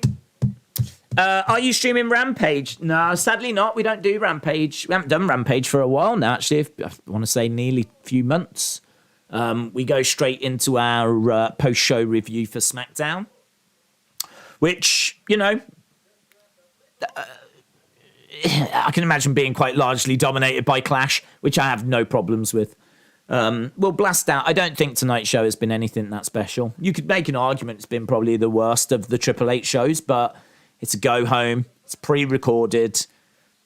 All the final touches for Clash are done. There's not really anything to do. I mean, we killed a quarter of the show with that New Day Viking Raiders match. And then, an interesting Ronda segment. That was all right. This Roman segment, I'm sure, will be interesting. And the rest is just a bit filler, really. So, it's go home, innit? It's go home. Tonight for me was all about talking about Clash, getting excited for tomorrow. That's what tonight was about.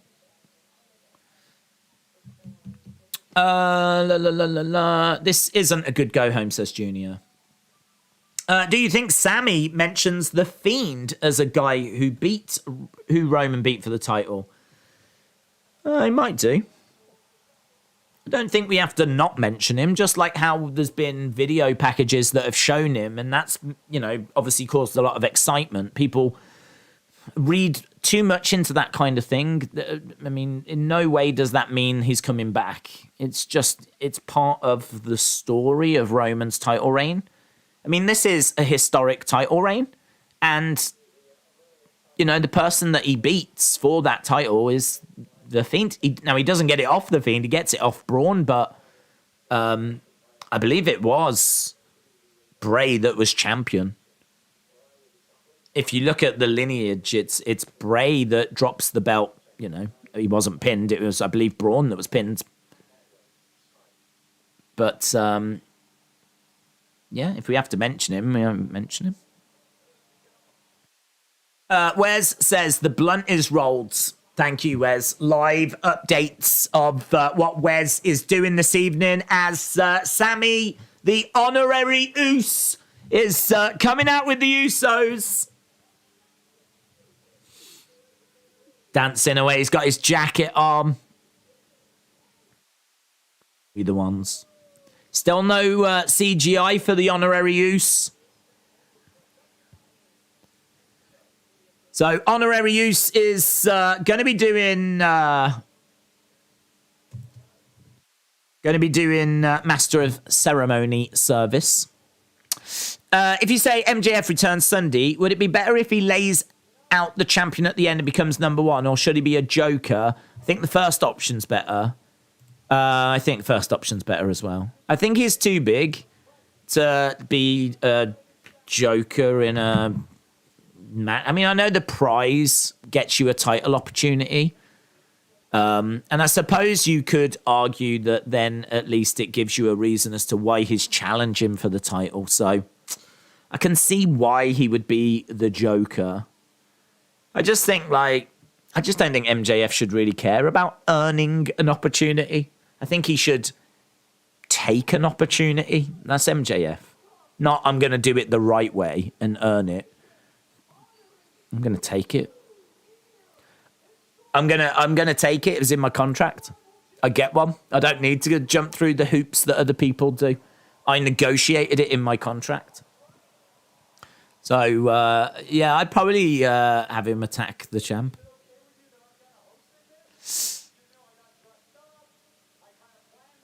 I've planned the whole thing. Do your thing, honorary use.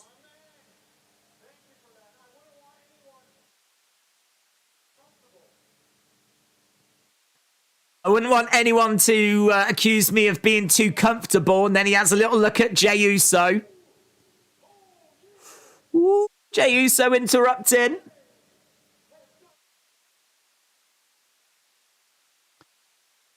Roman Reigns has dominated everyone, and Sammy's like, yeah, well, it's true, he has. Preach! Preach!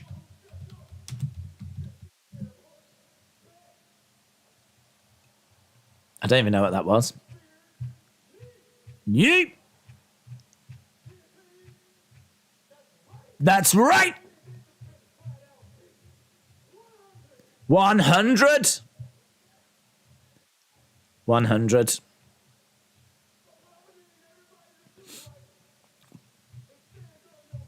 What I need is everyone to stand on their feet. Stand on your feet. Put your wands to the sky. We the ones. We the ones. Sammy is great.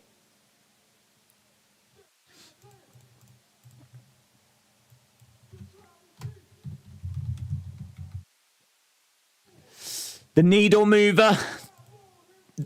God mode himself.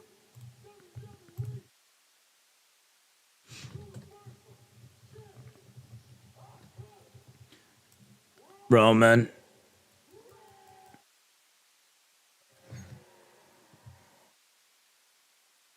Here we go then. Roman getting his intro. We're seeing a vehicle arrive.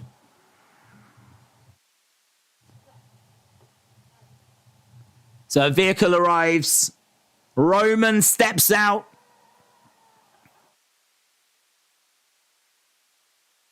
Ambulance backstage. Whoa! Roman attacked. Roman attacked backstage by Drew. Drew attacks Roman. Usos and Sammy are in the ring. Roman's down. Roman's been claymored.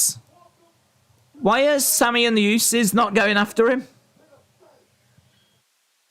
Drew's making his way down to the ring. How does this make sense? I don't understand. Shouldn't he be, like, beating up Roman? He's delivered one Claymore. And now he's coming down to beat up, what, 3 men? Sammy headbutt. Sammy goes down.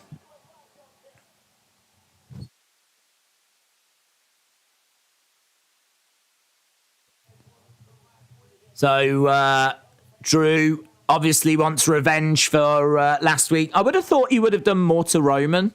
Like one Claymore, you wouldn't have thought that would really be enough. It puts him down, but it doesn't keep him down, does it? I expect Roman to be on his way. Drew, over the top, comes crashing down onto all three. Hate that spot. Did Sheamus turn face? Not really. Don't think so. It's a weird little heel versus heel type thing. Which heel do you prefer? I don't like... That was Roman's moment. F off, Drew, says Shola. This was a letdown. The celebration is ruined, said Justin. He did hit the hood of the car. I think he needed to do more. One Claymore. I don't know. With everything we've seen, like Roman survive. I understand Drew wanting to get his hands onto Sammy and the Usos.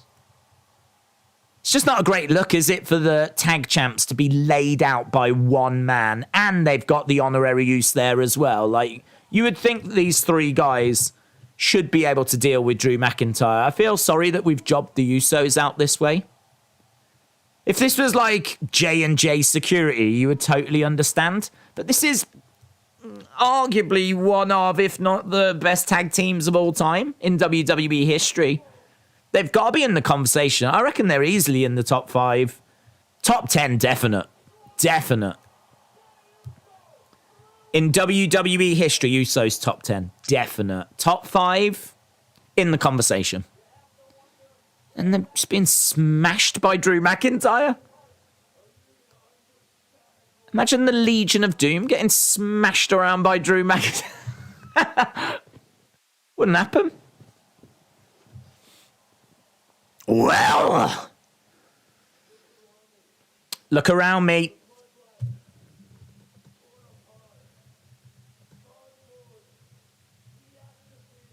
God mode deactivated.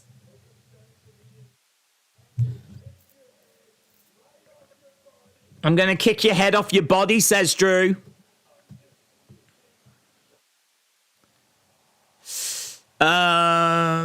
Drew got the best of Roman and his group. Drew losing tomorrow. I would have agreed in the past, but they had Liv standing quite tall before she won Money in the Bank, so I don't know that that's going to be the case, to be honest. Don't know. This is Drew getting revenge for that brutal beatdown that he suffered.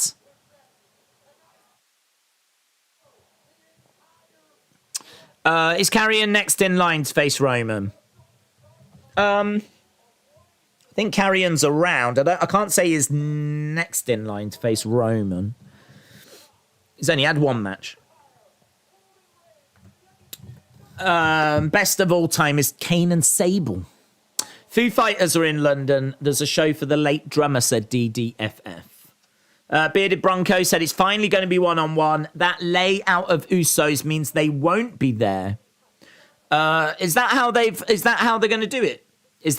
That's interesting. Are they not allowed in the country because of the DUI thing, and that's how they have written them out? Maybe that's why we've done it. Now they'll play off the Usos being hurt as the reason for them not being in Cardiff, says Trent. We've talked about this before. Usos being lackeys is terrible. I agree. Especially being tag champs. We see Triple H making changes. Why not make obvious changes? Well, I agree with people. That one might be because of DUIs and not being allowed into the country. So it might be that due to the events of SmackDown, which we all know were recorded last week, the Usos are not here. So maybe he's just using it as an excuse. What if Randy comes back and Randy is next in line, says Jem. That would be good if Randy did come back. I think that he was meant to be facing Roman, and so I think there's a really good chance that we could get him back to that level. It might take a little bit of work. And in honesty, he's been out for a little while now. It's been a good few months. When he comes back, he might need to, do some tag team work and not go into like a major feud with Roman. So I don't know. I think there's every chance that Randy does get title opportunities again in the future, but it's hard to say it's going to be as soon as he returns because, he's got to recover from his injuries. Was Randy really hurt? I believe he was. Yes, I believe he was. Take the belts off the Usos. They just can't go anywhere, says Junior. That is a problem, isn't it? That is a real problem. This is something actually that superstars are going to have to really take into consideration. The fact that if you do get DUIs and things that are going to be preventing you from entering other countries, that is going to be a major problem because if WWE is going to become even more international, if what we're seeing with Clash at the Castle is just the start of international shows, you really are going to have to take into account this kind of stuff, like when you get DUIs, because Usos now can't be at Clash at the Castle. I mean, they would be there, wouldn't they? They'd be on that show. Drew will win with the help of Tyson Fury, says WWE Channel. What happened with The Miz and Tommaso? Are they even there? No, they're not. I mean, at the moment, they're engaging in a feud with Dexter Lumis, but none of that is booked for Clash. I don't know if we do see him at some point, but there's nothing that's been announced. Right, I'm going to go. I'm already a minute late, so thanks for watching.